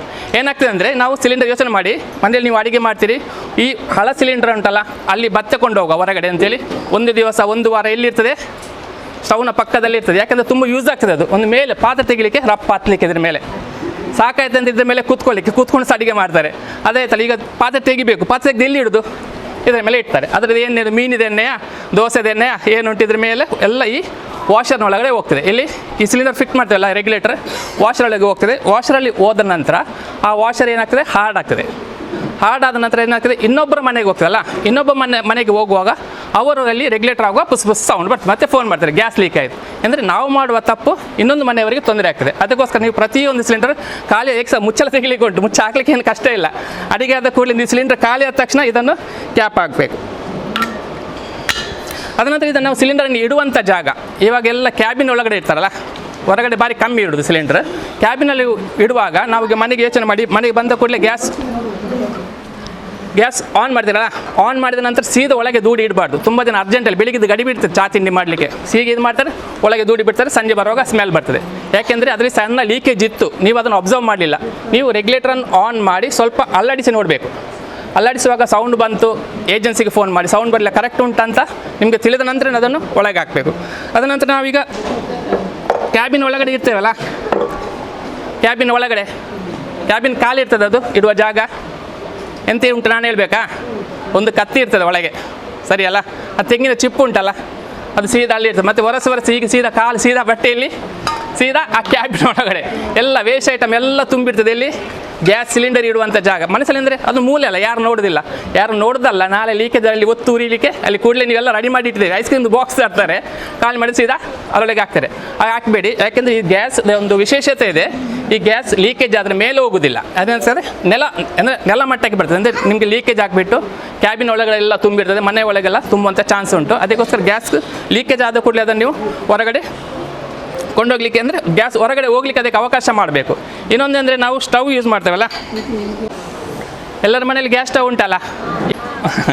ಇದರ ನಂತರ ನಾವೀಗ ಈ ಸ್ಟವ್ ಇದೆ, ಸ್ಟವ್ವಿನ ಅಡಿಯಲ್ಲಿ ಏನಿರ್ತದೆ, ಗ್ಯಾಸ್ ಸ್ಟವ್ನ ಅಡಿಯಲ್ಲಿ ಹೋಗಿ ನೋಡ್ತಾರೆ, ಮನೆಗೆ ಹೋಗಿ ನೋಡಿ ಎಂತ ಉಂಟು, ಬೆಳಿಗ್ಗೆ ಒಂದು ಉಳಿದ ದೋಸೆ ಉಂಟು ಒಳಗೆ ಕಾವಲಿ, ಸರಿ ಅಲ್ಲ. ಎರಡನೇದು ಸ್ವಲ್ಪ ಒಂದು ತುಂಡು ಮೀನದ ರಸ ಉಳಿದಿದ್ರೆ ಅಥವಾ ಒಂದು ಪೀಸ್ ಉಳಿದಿದ್ರೆ ಅಡಿಗೆ ಹೋಗ್ತದೆ. ಸೌಟ್ ಇರ್ತದೆ, ಚಮಚ ಇರ್ತದೆ, ಬಟ್ ಏನು ಸಿಕ್ಕಿದೆಲ್ಲ ಇರ್ತದೆ. ಅಲ್ಲಿ ಏನಾಗ್ತದೆ ಅಂದರೆ ನಮ್ದು ಗ್ಯಾಸ್ ಡಿಸ್ಟರ್ಬೆನ್ಸ್ ಆಗ್ತದೆ. ನೀವು ಗ್ಯಾಸ್ ಲೀಕೇಜ್ ಆದ ಕೂಡಲೇ ಅಲ್ಲಿಗೆ ಹೊರಗಡೆ ಹೋಗಿ, ಏನಂದರೆ ಇನ್ಸಿಡೆಂಟ್ ಆದದನ್ನು ಹೇಳೋದು ನಾನು, ಇದು ನಾನು ಕತೆ ಕಟ್ಟಿದಲ್ಲ. ಯಾಕಂದರೆ ಪ್ರತಿಯೊಬ್ಬರು ನಾವು ಮಾಡುವಂಥ ತಪ್ಪು ಅದೇನಂತ, ನಾವು ಅಂದರೆ ಏನಿಲ್ಲದ ಲೈಟರ್ ಆದ ಅಡಿಯಲ್ಲಿ ಇರ್ತದೆ. ಅದೇನಾಗ್ತದೆ ಅಂದರೆ ಇಲ್ಲಿ ಗ್ಯಾಸ್ ಲೀಕೇಜ್ ಆದ ಕೂಡಲೇ ಗ್ಯಾಸಿಗೆ ಹೊರಗೆ ಹೋಗಲಿಕ್ಕೆ ಜಾಗ ಸಿಗೋದಿಲ್ಲ. ಆಗ ನಿಮಗೆ ಇಲ್ಲಿ ಕೆಳಗಡೆ ಆಚೆ ಹರಿದಾಡಲಿಕ್ಕೆ ಜಾಗ ಕೊಡಬೇಕು. ಯಾವಾಗ ಸಹ ಗ್ಯಾಸ್ ಸ್ಟವ್ವಿನ ಸುತ್ತಮುತ್ತ ಅಂದರೆ ಅದರ ಹಿಂದೆ ಕಿಟಕಿ ಇರ್ಬೋದು, ಕಿಟಕಿ ಓಪನ್ ಮಾಡಬೇಕು, ಅಂದರೆ ಗಾಳಿ ಬರಬೇಕು. ಯಾಕಂದರೆ ಗ್ಯಾಸಿದು ಕೂಡಲೇ ನಿಮಗೆ ಒಂದು ಇವತ್ತು ಲೀಕೇಜ್ ಆದರೆ ಅರ್ಧ ಮುಕ್ಕಾಲು ಗಂಟೆ ಗ್ಯಾಸ್ ಹೊರಗಡೆ ಹೋಗೋದಿಲ್ಲ, ರೂಮಲ್ಲಿ ಡೆಪಾಸಿಟ್ ಆಗ್ತದೆ. ಅದನ್ನು ಹೊರಗೆ ಹೋಗ್ಲಿಕ್ಕೆ ಅವಕಾಶ ಮಾಡಿಕೊಡಬೇಕು. ಅದಕ್ಕೋಸ್ಕರ ಸ್ಟವ್ ಖಾಲಿ ವ್ಯಾಲಿಡಿಟಿ ಇರೋದು 5 ವರ್ಷ ಮಾತ್ರ. ಆದರೆ ಇನ್ನೂ ಸಹ ಕೆಲವು ಮನೆಯಲ್ಲಿ 5 ವರ್ಷ, 10 ವರ್ಷ, 15 ವರ್ಷ ಆದಷ್ಟು ಉಂಟು. ಲೀಕೇಜ್ ಆದ ಕೂಡಲೇ ಹಗ್ಗ ಕಟ್ತಾರೆ, ಇಲ್ಲಾಂದರೆ ಟೇಪ್ ಹಾಕ್ತಾರೆ, ಇಲ್ಲಾಂದರೆ ವೈರ್ ಆಗ್ತದೆ. ಅದಕ್ಕಿಂತ ಒಂದು 200 ರೂಪಾಯಿ ಕೊಟ್ಟು ಹೊಸ ಪೈಪ್ ಹಾಕ್ಲಿಕ್ಕೆ ಯಾರು ತಯಾರಿಲ್ಲ. ಯಾಕೆಂದರೆ ಈಗ ಏನೆಲ್ಲ ಅನಾಹುತ ಆಗಿದೆ ಅಲ್ಲಿ 95% ಗ್ಯಾಸ್ ಲೀಕೇಜಿಂದ ಅಂತ ತೀರುವುದ ಜನಕ್ಕೆ ಮುಖ್ಯ ಕಾರಣವೇ ಪೈಪ್. ಗ್ಯಾಸ್ ಪೈಪ್ ಎಕ್ಸ್ಪೈರಿ ಆದ ನಂತರ ಅವರು ಯೂಸ್ ಮಾಡಿದ್ದಾರೆ. ಪೈಪ್ ಫಸ್ಟ್ ಇಲ್ಲಿ ಲೀಕೇಜ್ ಆಗ್ತಾ ಇರ್ತಾರೆ, ಕೇರ್ ಮಾಡೋದಿಲ್ಲ, ಸ್ವಲ್ಪ ತೆಗಿತಾರೆ, ಸ್ವಲ್ಪ ಒತ್ತಾರೆ, ಸ್ವಲ್ಪ ಹಗ್ಗಗಾಡ್ತಾರೆ. ಅದು ಇಲ್ಲಿ ಗ್ಯಾಸ್ ಉರಿತಾ ಉಂಟು. ಉರಿಯುವಂಥ ಗ್ಯಾಸಿಗೆ ಇಲ್ಲಿ ಬೆಂಕಿ ತಾಗ್ತದೆ. ಇಲ್ಲಿ ಪೈಪ್ ಉರಿದ ನಂತರ ಸೀದಾ ಗ್ಯಾಸ್ ಎಲ್ಲಿ ಎಳಿತದೆ, ಬೆಂಕಿ ರೆಗ್ಯುಲೇಟರ್ಗೆ ಎಳಿತದೆ, ರೆಗ್ಯುಲೇಟರಿಂದ ಸಿಲಿಂಡರ್ ಉರಿತದೆ. ಅದಕ್ಕೋಸ್ಕರ ನೀವು ಪ್ರತಿಯೊಂದು ಮನೆಯಲ್ಲಿ ನಿಮ್ಮ ಪೈಪ್ ನೋಡ್ಬೋದು. ಈ ಪೈಪ್ನ ಒಳಗಡೆ ಒಂದು ಡೇಟ್ ಉಂಟು, ಆ ಡೇಟ್ ಆಗುವಾಗ ನೀವು ಚೇಂಜ್ ಮಾಡಬೇಕು.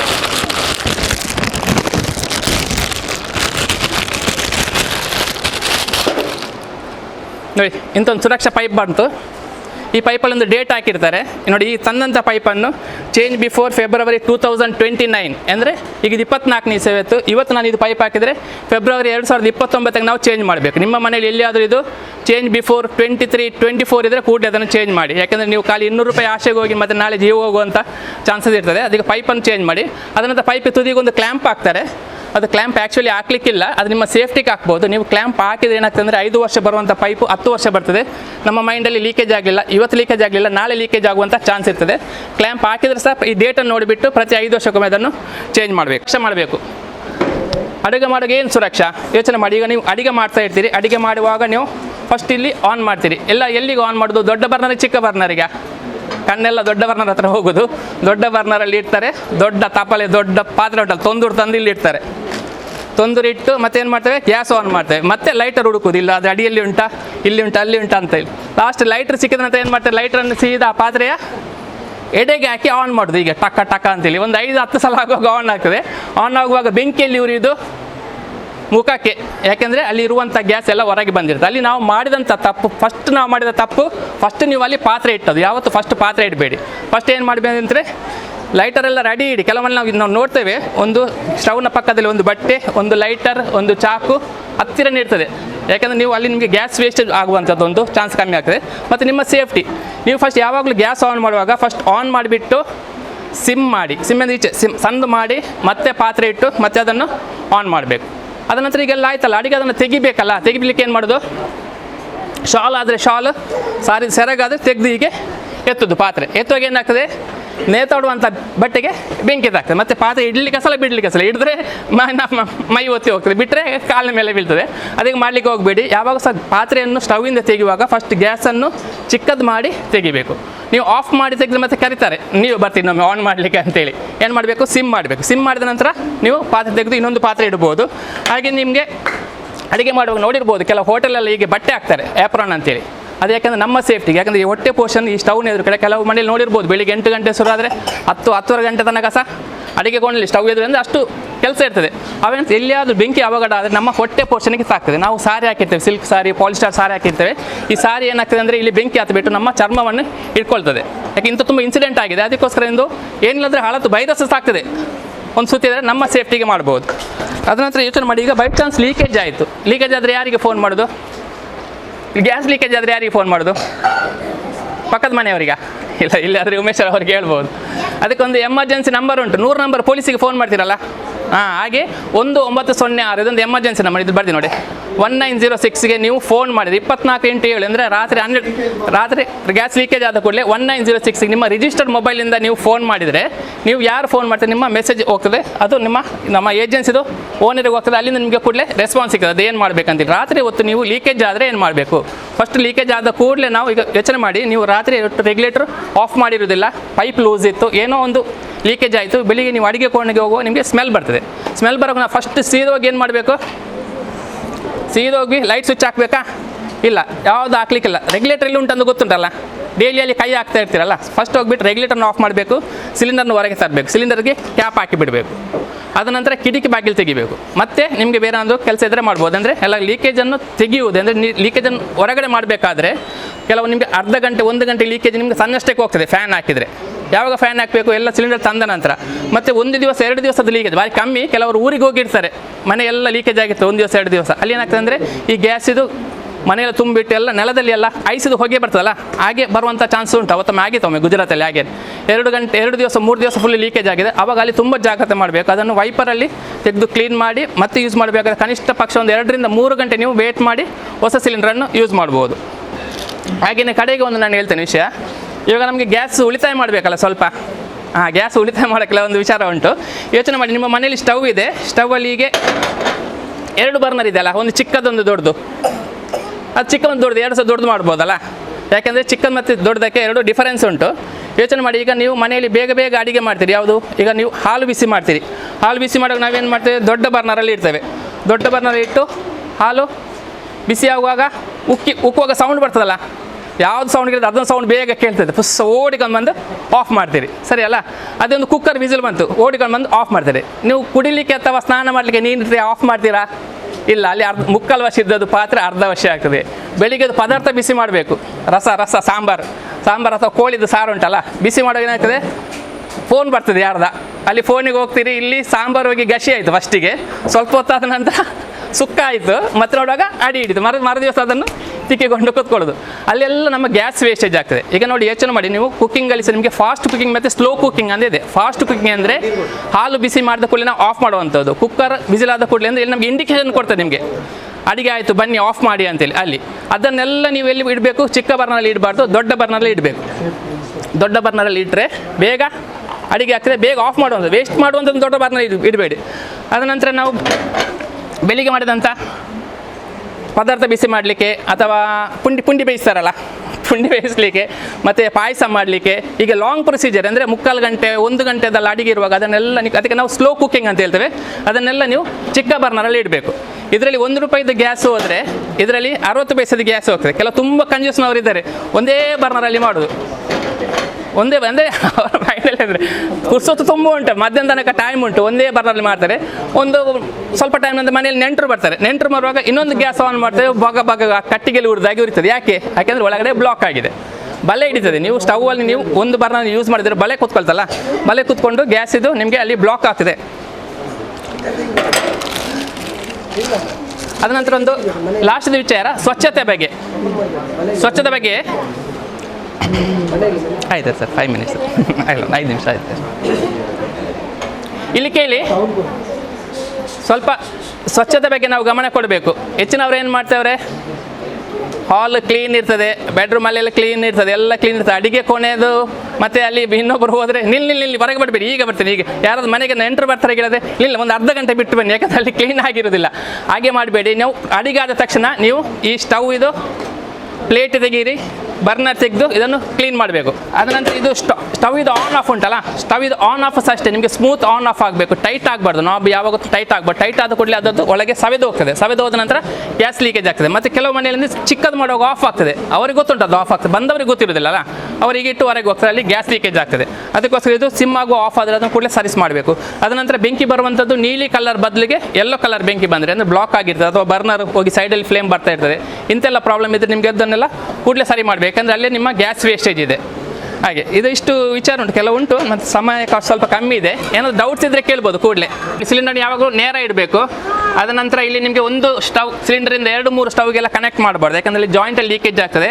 ಮೂರನೇದಾಗಿ ನೀವು ಕ್ಯಾಬಿನಲ್ಲಿ ಇಡೋದಾದರೆ ಕ್ಯಾಬಿನಲ್ಲಿ ಹೋಲ್ ಮಾಡಬೇಕು, ತೂತು, ಯಾಕಂದರೆ ಗ್ಯಾಸ್ ಹೊರಗಡೆ ಬರಬೇಕು. 4ನೇದು ನೀವು ಸುರಕ್ಷಾ ಪೈಪ್ ಹಾಕಬೇಕು. ಮತ್ತು ನೀವು ರಾತ್ರಿ ಹೊತ್ತು ಸಿಲಿಂಡರ್ ಆಫ್ ಮಾಡಬೇಕು. ಮತ್ತು ಈಗ ಒಂದು ಸಿಲಿಂಡರಿಂದ 2 ಇದಕ್ಕೆ ಕನೆಕ್ಟ್ ಮಾಡಬಾರ್ದು. ಈಗ ನಾವು ರೆಗ್ಯುಲೇಟರನ್ನು ಕೆಲವರು ತುಂಬ ಜಾಗ್ರತೆ ಇದ್ದಾರೆ, ಪ್ರತಿ ಅಡಿಗೆ ಆದ ನಂತರ ಆಫ್ ಮಾಡ್ತಾರೆ. ಪ್ರತಿ ಅಡಿಗೆ ಆದ ನಂತರ ಆಫ್ ಮಾಡಬೇಡಿ, ಯಾಕೆಂದರೆ ನೀವು ದಿವಸಕ್ಕೆ 4 ಸಲ ಬಂದು ಆನ್ ಆಫ್ ಮಾಡಿದರೆ ವರ್ಷಕ್ಕೆ ಎಷ್ಟು ಸಲ ಆಯಿತು, 2-3 ವರ್ಷ ಆಗುವಾಗ ಇದು ನಾಬ್ ಲೀಕ್ ಆನ್ ಆಫ್ ಮಾಡಿ ಇಲ್ಲಿ ಸವೆದಾಗ್ತದೆ, ಇಲ್ಲಿ ನಾಬಲ್ಲಿ ಲೀಕೇಜ್ ಬರ್ತದೆ. ಪ್ರತಿ ರಾತ್ರಿಗೆ ಮಾತ್ರ ಆಫ್ ಮಾಡಿ, ಇಲ್ಲಾಂದರೆ ಮನೆಯಿಂದ ಹೊರಗೆ ಹೋಗುವ ಮಾತ್ರ ಆಫ್ ಮಾಡಿ. ಮತ್ತು ನೀವು ಒರೆಸುವಾಗ ಯಾರಾದರೂ ಸಿಲಿಂಡರನ್ನು ಒರೆಸಿದ್ರಾ ರೆಗ್ಯುಲೇಟರನ್ನು? ಇಲ್ಲ, ಅದು ಅವರದಲ್ಲ, ನಮ್ಮದೇ. ಸ್ಟವನ್ನು ಒರೆಸಬೇಕು, ಪೈಪನ್ನು ಒರೆಸಬೇಕು ಸ್ವಲ್ಪ ಸೋಪ್ ಹಾಕಿ, ಅದನಂತರ ಇದಕ್ಕೆ ಸ್ವಲ್ಪ ಸೋಪಿನ ಪಸೆ ಹಾಕಿದ್ರೆ ಕ್ಲೀನ್ ಮಾಡಬೇಕು. ಯಾಕೆಂದರೆ ನಮ್ಮ ಲೈಫನ್ನು ಸೇವ್ ಮಾಡಿದ್ರೆ ಇದೇ ಒಂದೇ ರೆಗ್ಯುಲೇಟರ್. ಇದಕ್ಕೆ ನಾವು ರೆಗ್ಯುಲೇಟರ್ ಯಾಕೆ ಹೇಳೋದು ಅಂದರೆ ಸಿಲಿಂಡ್ರಲ್ಲಿ ಬರುವಂಥ ಗ್ಯಾಸನ್ನು ಡೌನ್ ಮಾಡಿ ನಮಗೆ ಕೊಡೋದು ಇದು. ಇಲ್ಲಿ ಆದರೆ ಹಾಲಾದರೆ ಸೀದಾ ಹೋಟೆಲಿದು ರೆಗ್ಯುಲೇಟರ್ ಉಂಟಲ್ಲ, ಹೋಟೆಲಲ್ಲಿ ಹಾಗೆ ಲೀಕೇಜ್ ಹೋಗೋ ಚಾನ್ಸ್ ಉಂಟು. ಇದನ್ನು ಯಾವ ತುಂಬ ಸ್ಮೂತ್ ಇರಬೇಕು. ಇಲ್ಲಿ ಒಂದು 2 ಡ್ರಾಪ್ ಆಯಿಲ್ ಹಾಕಿಬಿಟ್ಟು ಇದನ್ನು ಈ ರಿಂಗ್ಸ್ ಅಷ್ಟೇ ಸ್ಮೂತ್ ಮೂವ್ಮೆಂಟ್ ಇರುವ ಹಾಗೆ ನೋಡಬೇಕು. ಇದೀಗ ಭಾರತ್ ಗ್ಯಾಸ್ ಅಂದರೆ ಎಲ್ಲೋ, ಇಂಡಿಯನ್ ಅಂದರೆ ಕೆಂಪು, HP ಅಂದರೆ ನೀಲಿ, ಗೊತ್ತಿರ್ಬೋದು ನಿಮಗೆ. ಇದು ಎಲ್ಲಿಯಾದರೂ ನಾವು ಹೊಸ ಸಿಲಿಂಡ್ರಿಗೆ ಹಾಕುವಾಗ ಇದನ್ನು ತೆಗಿತೇವಲ್ಲ, ತೆಗೆದುಕೊಳ್ಳಿ ಇದನ್ನು ಬಿಡೋದು, ಸೀದೋಗಿ ಇಲ್ಲಿ ಸಾಕ್ತದೆ, ಗೋಡೆಗೆ ಸಾಕ್ತದೆ, ಇಲ್ಲ ನೆಲಕ್ಕೆ ಬಿದ್ದು ಇದನ್ನು ಕಟ್ಟಾಗ್ತದೆ. ಹೌದು, ಅದಕ್ಕೆ ಕಟ್ಟಾದರೆ ಅದಕ್ಕೆ ನಿಮಗೆ ರಿಪ್ಲೇಸ್ಮೆಂಟ್ ಇರೋದಿಲ್ಲ. ಇದರಲ್ಲಿ ಲೀಕೇಜ್ ಬರ್ತದೆ. ಲೀಕೇಜ್ ಬಂದರೆ ಏನು ಮಾಡಬೇಕು, ನೀವು ಈ ರೆಗ್ಯುಲೇಟರನ್ನು ಮತ್ತು ಬುಕ್ಕನ್ನು ಕೊಂಡೋಗಿ ಆಫೀಸಲ್ಲಿ ಚೇಂಜ್ ಮಾಡ್ಬೋದು. ಯಾಕಂದರೆ ಇದು ನಂಬರ್ ಉಂಟು, ಈ ನಂಬರ್ ನಿಮ್ಮ ಬುಕ್ಕಲ್ಲಿ ಎಂಟ್ರಿ ಆಗಿರ್ತದೆ. ಅದಕ್ಕೆ ನೀವು ಹಣ ಕೊಡಲಿಕ್ಕಿಲ್ಲ. ನೀವು ತಗೊಳ್ಳುವಾಗ ಎಷ್ಟು ವರ್ಷ ಸಾಕ್ತದೆ ನಿಮಗೆ, ತಗೊಂಡು ಎಷ್ಟು ವರ್ಷ ಆದರೆ ಸಹ ಇದನ್ನು ಚೇಂಜ್ ಮಾಡಿ. ಅದು ಬಿಟ್ಟು ಹೊರಗಡೆ ಮಾರ್ಕೆಟಿಂದ ತೊಗೊಳ್ಳಿಕ್ಕೆ ಹೋಗಬೇಡಿ, ಯಾಕೆಂದರೆ ಅದರಲ್ಲಿರುವ ಕ್ವಾಲಿಟಿ ತುಂಬ ಡೌನ್ ಇರ್ತದೆ. ನಾಳೆ ಇಲ್ಲಿ ಅದು ಹೆಚ್ಚು ಕಡಿಮೆ ಆದರೆ ಮನೆಗೆ ಬರುವಾಗ ಇನ್ಸ್ಪೆಕ್ಷನ್ ಮಾಡುವಾಗ ಅದು ವಿಚಾರ ಗೊತ್ತಾದ್ರೆ ನಿಮಗೆ ಇನ್ಸೂರೆನ್ಸ್ ಅಲ್ಲಿಂದ ಕ್ಲೇಮ್ ಆಗ್ತದೆ. 6 ಲಕ್ಷವರೆಗೆ ನಿಮಗೆ ಇನ್ಸೂರೆನ್ಸ್ ಸಿಗ್ತದೆ. ಎಲ್ಲಿಯಾದರೂ ಮನೆಗೆ ಡ್ಯಾಮೇಜ್ ಆದರೆ ಅದೇನಾದರೂ ಪ್ರಾಣ ಹಾನಿ ಆದರೆ ಅದು ನೀವು ಇನ್ಸ್ಪೆಕ್ಷನ್ ಮಾಡಿಸದಿದ್ದರೆ ಅಥವಾ ಪೈಪ್ ಚೇಂಜ್ ಮಾಡಿಸದಿದ್ದರೆ ಎಲ್ಲ ನಿಮಗೆ ಅದು ಕ್ಲೇಮ್ ಆಗೋದಿಲ್ಲ. ಲಾರಿಲಿ ಹೋಗೋ ಸಿಲಿಂಡರ್ ಬಿಸಿಲಲ್ಲಿರುವಾಗ ಅದು ಆ್ಯಕ್ಚುಲಿ ನಾವು ಸಿಲಿಂಡರ್ ಒಳಗಡೆ -42 ಅಲ್ಲಿ ಇರ್ತದೆ ಡಿಗ್ರಿ ಹೋದರೆ, ಅದು -42 ಇದ್ದದ್ದು ಜಾಸ್ತಿ ಆಗ್ತಾ ಹೋಗ್ತದಲ್ಲ, ಆವಾಗ ಏನಾಗ್ತದೆ ಆಟೋಮೆಟಿಕ್ ಜನರೇಟ್ ಆಗ್ತದೆ ಒಳಗೆ ಗ್ಯಾಸ್. ನಾವು ಬಿಸಿ ಕೊಟ್ಟಾಗ ಆಟೋಮೆಟಿಕ್ ಜನರೇಟ್ ಆಗುವಾಗ ನಾವು ಹೊರಗೆ ಹೋಗ್ಲಿಕ್ಕೆ ಜಾಗ ಉಂಟು, ಅದಕ್ಕೆ ಇಲ್ಲ ಅವಾಗ ಏನಾಗ್ತದೆ ಒಳಗಿಂದ ಅಲ್ಲಿ ಬಾಪ್ಸೋದು ಹೇಳ್ತಾರಲ್ಲ ದಪ್ಪ ಆಗ್ತದೆ, ಒಳಗಿಂದ ಸಿಲಿಂಡರ್ ಪ್ರೆಷರ್ ಆಗ್ತದೆ 4 ಮೂಲೆ. ಅದಕ್ಕೋಸ್ಕರ ಕಂಪನಿಯಿಂದ 15% ಒಳಗಡೆ ಸ್ಪೇಸ್ ಕೊಟ್ಟಿರ್ತಾರೆ. ಯಾಕಂದರೆ ಅದು ಇಲ್ಲಿಗೆ 30, ಬಳ್ಳಾರಿ 40, 50 ಡಿಗ್ರಿ, ರಾಜಸ್ಥಾನ ಆಚೆ ಜಾಸ್ತಿ ಉಂಟು ಟೆಂಪ್ರೇಚರ್. ಅಲ್ಲಿದ್ದು ಹೀಟಿಗೆ ಅಡ್ಜಸ್ಟ್ ಆಗುವಾಗೆ 15% ಒಳಗಡೆ ಎಕ್ಸ್ಟ್ರಾ ಕೊಟ್ಟಿರ್ತಾರೆ. ಹಾಗೆ ಮನೆಯಲ್ಲಿ ಎಲ್ಲಿ ಅದು ನೀವು ಹೊರಗಡೆ ಬಿಸಿಲಲ್ಲಿ ತುಂಬ ಇದಾದರೆ ಎಂತ ಆಗ್ತದೆ ಅಂದರೆ ಫ್ರೀಸ್ ಆಗ್ತದೆ. ಫ್ರೀಸ್ ಆದರೆ ನಿಮಗೆ ಗ್ಯಾಸ್ ಬರೋದಿಲ್ಲ. ಹೌದು ನಮ್ಮ ಇಲ್ಲಿದ್ದು ಮಂಗಳೂರು ಟೆಂಪ್ರೇಚರ್ಗೆ ತೊಂದರೆ ಇಲ್ಲ. ಹೌದು, ಹಾಗೇನಾದರೆ ನಿಮಗೆ ಒಂದು ಗೋಣಿ ಹಾಕ್ಬೋದು. ಗೋಣಿಯಿಂದ ಪ್ಲಾಸ್ಟಿಕ್ ಗೋಣಿ ಅಲ್ಲ, ಬಕ್ಕು ಗೋಣಿ ಉಂಟಲ್ಲ, ಬಕ್ಕು ಗೋಣಿಯನ್ನು ಮುಚ್ಚಿ ಇಡ್ಬೋದು. ಎಲ್ಲ ಲೀಕೇಜ್ ಆದ ಕೂಡಲೇ ಅಷ್ಟೇ ಬಕ್ಕು ಗೋಣಿಯನ್ನು ನೀರಲ್ಲಿ ಮುಳುಗಿಸಿ ಇದನ್ನು ಕವರ್ ಮಾಡಬೇಕು. ಯಾಕೆಂದರೆ ಎಲ್ಲಿಯಾದರೂ ಮನೆಗೆ ಬೆಂಕಿ ಹತ್ತಿದಂತ ಯೋಚನೆ ಮಾಡಿ ಕೂಡಲೇ ಅದಕ್ಕೆ ಹೊಯ್ಗೆ ಹಾಕೋದು, ನೀರು ಹಾಕೋದಲ್ಲ, ಅದನ್ನು ಆಕ್ಸಿಜನನ್ನು ಕಟ್ ಮಾಡೋದು. ಆಕ್ಸಿಜನ್ ಹೇಗೆ ಕಟ್ ಮಾಡೋದು ಅಂದರೆ ಸಿಲಿಂಡರಿಗೆ ಒಂದು ಏನು ಸಿಗೋದೊಂದು ಇದು ಸಾಕ್ತದೆ, ಮಂದಿರ ಉಂಟಲ್ಲ ದೊಡ್ಡದು, ಅದನ್ನು ನೀರಲ್ಲಿ ಮುಳುಗಿಸಿ ಅದನ್ನು ಕ್ಲೋಸ್ ಮಾಡಿದರೆ ಆಫ್ ಆಗ್ತದೆ. ಚೇಂಜ್ ಮಾಡಿರಲಿಲ್ಲ, ಅದು ಚೇಂಜ್ ಮಾಡಿ. ಇದರಲ್ಲಿ ಕಾಸ್ಟಿಗೆ 190 ಉಂಟು, ಅದೀಗ 150 ಆಗಿದೆ. 5 years ವಾರಂಟಿ ಬರ್ತದೆ. ಈಗ ಒಂದು ಗೌರ್ಮೆಂಟಿಂದ ಗ್ಯಾಸ್ ಪೈಪ್ಲೈನ್ ಸ್ಟಾರ್ಟ್ ಆಗಿದೆ. ಗ್ಯಾಸ್ ಪೈಪ್ಲೈನ್ ಇಲ್ಲಿ ನಮ್ಮ ದಕ್ಷಿಣ ಕನ್ನಡಕ್ಕೆ ಗೇಲ್ ಗ್ಯಾಸ್, ಉಡುಪಿ ಜಿಲ್ಲೆಗೆ ಅದಾನಿ ಗ್ರೂಪಿಂದ ನೀವು ನೋಡಿರ್ಬೋದು. ರೋಡಲ್ಲೆಲ್ಲ ಆಗಿದ್ದಾರೆ, ದೊಡ್ಡ ಪೈಪ್ ಹಾಕ್ತಾರೆ. ಈಗ ಇಲ್ಲಿ ಬಂದಿದೆ ಗೊತ್ತಿಲ್ಲ, ಮಂಗಳೂರಲ್ಲಿ ಅಂತ ಎಲ್ಲ ಕಡೆ ಬಂದಿದೆ, ಆದರೆ ಕನೆಕ್ಷನ್ ಆಗಲಿಲ್ಲ. ಅದು ಏನು ಗ್ಯಾಸ್ ಹೇಳಿದ್ರೆ ಇದಕ್ಕೆ ನಾವು LPG ಗ್ಯಾಸ್ ಅಂತ ಹೇಳಿದ್ರೆ, ಅಂದರೆ ಲಿಕ್ವಿಫೈಡ್ ಪೆಟ್ರೋಲಿಯಂ ಗ್ಯಾಸ್. ಇದರಲ್ಲಿ ಇರುವಂಥದ್ದು ಪ್ರೋಪೇನ್ ಬ್ಯೂಟೇನ್ ಅಂತೇಳಿ ಕೆಮಿಸ್ಟ್ರಿಯಲ್ಲಿ ಬರ್ತದೆ. ಪ್ರೋಪೇನ್ ಬ್ಯೂಟೇನ್ ಕೇಳಿರ್ಬೋದು, ಅದು ಕೆಮಿಕಲ್ ಮಿಕ್ಸರ್. ಅದು ನಿಮಗೆ ನ್ಯಾಚುರಲ್ ಗ್ಯಾಸ್ ಅಂದರೆ ಭೂಮಿ ಅಡಿಯಿಂದ ತೆಗೆಯೋದು. ಭೂಮಿ ಅಡಿಯಿಂದ ಎಲ್ಲಿಂದ ತೆಗೆಯೋದು? ಬಂಡೆ ಅಡಿಯಿಂದ ನಮ್ಮ ಕೊಳೆತು ಹೋದಂಥ ನಮ್ಮದಲ್ಲ, ಪ್ರಾಣಿದು ಮೂಳೆ ಅಥವಾ ಇದೆಲ್ಲ ಆಗಿಬಿಟ್ಟು ಒಳಗಡೆ ಗ್ಯಾಸ್ ಜನರೇಟ್, ಅದನ್ನು ಹೊರಗಡೆ ತೆಗೆದು ಅಲ್ಲಿಂದ ಗ್ಯಾಸನ್ನು ನಿಮಗೆ ಪೈಪ್ಲೈನ್ ಮುಖಾಂತರ ಇವಾಗ ಬರುವಂಥದ್ದು ಕೊಚ್ಚಿನಿಂದ MCF ತನಕ ಹೋಗಿದೆ ಪೈಪ್ಲೈನ್. ಅದು ಬಾಂಬೆಯಲ್ಲಿ ಸುಮಾರು 30-40 ವರ್ಷದಿಂದ ಇದೆ. ಅದರದ್ದು ನಿಮಗೆ ಬೆನಿಫಿಟ್ ಅಂದರೆ ಅಲ್ಲಿ ಗ್ಯಾಸ್ ಬುಕ್ ಮಾಡಲಿಕ್ಕಿಲ್ಲ, ಮತ್ತು ಗ್ಯಾಸ್ ನಿಮಗೆ ಲೀಕೇಜ್ ಆದರೆ ಹೊರಗೆ ಮೇಲೆ ಹೋಗ್ತದೆ. ಇದರಲ್ಲಿ ಲೀಕೇಜ್ ಆದರೆ ರೂಮಲ್ಲಿ ನಿಲ್ತದೆ, ಅದು ಲೈಟ್ ಗ್ಯಾಸ್ ಹೊರಗೆ ಹೋಗ್ತದೆ. ಆದರೆ ಅದರದ್ದು ಡಿಸ್ಅಡ್ವಾಂಟೇಜಸ್ ಅಂದರೆ ಅದನ್ನು ದೂರದಲ್ಲ, ಅದು ಕೆಲವು ಯಾವುದೇ ಕೆಲಸ ಒಂದು ಒಳ್ಳೆದೇ ಒಂದು ಕೆಟ್ಟದಿರ್ತದಲ್ಲ, ಅಲ್ಲಿ ಅಂದರೆ ನಿಮಗೆ ಉಷ್ಣಾಂಶ ಕಮ್ಮಿ ಅಂದರೆ ಇಲ್ಲಿ ನಿಮಗೆ ಅರ್ಧ ಗಂಟೆಯಲ್ಲಿ ಆದರೆ ಅಲ್ಲಿ ನಿಮಗೆ 3/4 ಗಂಟೆ ತೆಗಿತದೆ. ಎರಡನೇದು ಒಂದು ಮೇಯ್ನ್ ಪಾಯಿಂಟ್ ಅಂದರೆ ಎಲ್ಲಿಯಾದರೂ ನಿಮಗೆ ಗೊತ್ತುಂಟಲ್ಲ, ಇಲ್ಲಿ ಎಲ್ಲ ರಾತ್ರಿ ಹೊತ್ತೆ ಅಗಿಯುವುದು ಗೊತ್ತುಂಟಲ್ಲ, PVC ಪೈಪ್, ಮೇನ್ ಲೈನ್ ಕಬ್ಬಿನ ಪೈಪ್ ಇರ್ತದೆ, ಒಳಗಿನ ಲೈನ್ PVC ಪೈಪ್ ಇರ್ತದೆ. ಯಾರಾದರೂ ಅಲ್ಲಿ ಪಿಕ್ಕಸ್ ಹಾಕಿಬಿಟ್ರೆ ಎಂತಾಗ್ತದೆ, ಆ ಫುಲ್ ಒಂದು ಏರಿಯಾದು ಆಫ್ ಆಗ್ತದೆ. ಆಫ್ ಆಗೋ ಅಡಿಗೆ ಮತ್ತು ಸ್ವಿಗ್ಗಿ ಝೊಮ್ಯಾಟೋಗೆ ಫೋನ್ ಮಾಡಬೇಕು ಅಷ್ಟೇ. ಅದು ರೆಡಿ ಆಗೋವರೆಗೆ ನಿಮಗೆ ಆಲ್ಟರ್ನೇಟಿವ್ ಸ್ಟವ್ ಯೂಸ್ ಮಾಡಲಿಕ್ಕೆ ಆಗೋದಿಲ್ಲ. ಯಾಕಂದರೆ ಇದನ್ನು ಒಮ್ಮೆ ನೀವು ಗೋಬರ್ ಗ್ಯಾಸಿಗೆ ಗೇಲ್ ಗ್ಯಾಸಿಗೆ ಕನೆಕ್ಟ್ ಮಾಡಿದರೆ, ನ್ಯಾಚುರಲ್ ಗ್ಯಾಸಿಗೆ, ಮತ್ತು ಅದು ಸ್ಟವನ್ನು ಇದೇ ಕನೆಕ್ಟ್ ಮಾಡಲಿಕ್ಕೆ ಆಗುತ್ತೆ. ಅದಕ್ಕೆ ಆಕ್ಸಿಜನ್ ಮಿಕ್ಸಿಂಗ್ ಇಲ್ಲ, ಅದನ್ನು ಆಲ್ಟ್ರೇಷನ್ ಮಾಡ್ತಾರೆ. ಅದೆಲ್ಲ ಪಾಯಿಂಟ್ಸ್ ಅವರು ಹೇಳೋದಿಲ್ಲ. ಹೇಳಿದರೆ ನೀವು ನಾಳೆ ಬೇಡ ಹೇಳ್ತೀರಲ್ಲ, ಫಸ್ಟ್ ಬಂದ ಟೀಮ್ ಅವ್ರು ಹೇಳ್ತಾರೆ ಏನಿಲ್ಲ, ನಿಮಗೆ ರೇಟ್ ಕಮ್ಮಿ, ಗ್ಯಾಸ್ ನಿಮಗೆ ಬುಕ್ ಮಾಡಬೇಕಂತೆಲ್ಲ ತನ್ನಷ್ಟಕ್ಕೆ ಬರ್ತದೆ ಅಂತೇಳಿ.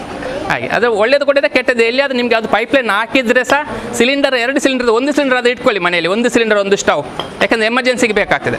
ಇಲ್ಲ ನೋಡಿ, ನಾನು ಹೇಳ್ತೇನೆ, ಫಸ್ಟ್ ಟೀಮ್ ಬಂದರು 5,500 ಕಟ್ಲಿಕ್ಕೆ ಅಂತ ಹೇಳಿದ್ರು, ಉದಯವಾಣಿ ಪೇಪರಲ್ಲಿ ಹಾಕಿದ್ರು. ಅದ್ರ 1 ತಿಂಗಳು ಬರುವಾಗ ನಮಗೆ ಬೇಡ, ನಮಗೆ 5,000 ನಿಮ್ದು ಯಾವಾಗ ಬರೋದೇ, ನಾವು ಯಾಕೆ 5,500 ಕೊಡಬೇಕಂತೇಳಿ. ಇಲ್ಲ ಕೇಳಿಯಮ್ಮ, ಹಾಗೆಂತ ಆಯಿತು, ಅದು ಕ್ಯಾನ್ಸಲ್ ಆಗೋದ್ರಲ್ಲಿ ಇತ್ತು. ಸೆಕೆಂಡ್ ರೌಂಡ್ ಬಂದರು, ಹಣ ಕೊಡಲಿಕ್ಕಿಲ್ಲ ಆದರೆ ಹಾಕಿ ಅಂತ ಹೇಳಿದ್ರು. ಮತ್ತು ನಾವು ಹಾಕೋದಿಲ್ಲ ಆದರೆ ನಿಮಗೆ ಬಂದ್ ಆಗ್ತದೆ ಅಂದರೆ, ಅದು 3 ರೀಸನ್ ಹತ್ರ ಇತ್ತು, 3 ಪಾಯಿಂಟ್. ಅದನ್ನು ಹೇಳಿಬಿಟ್ಟು ನಿಮಗೆ ಕನೆಕ್ಷನ್ ತೊಗೊಂಡಿದ್ದಾರೆ. ಹಾಗೆ ಹಾಂ,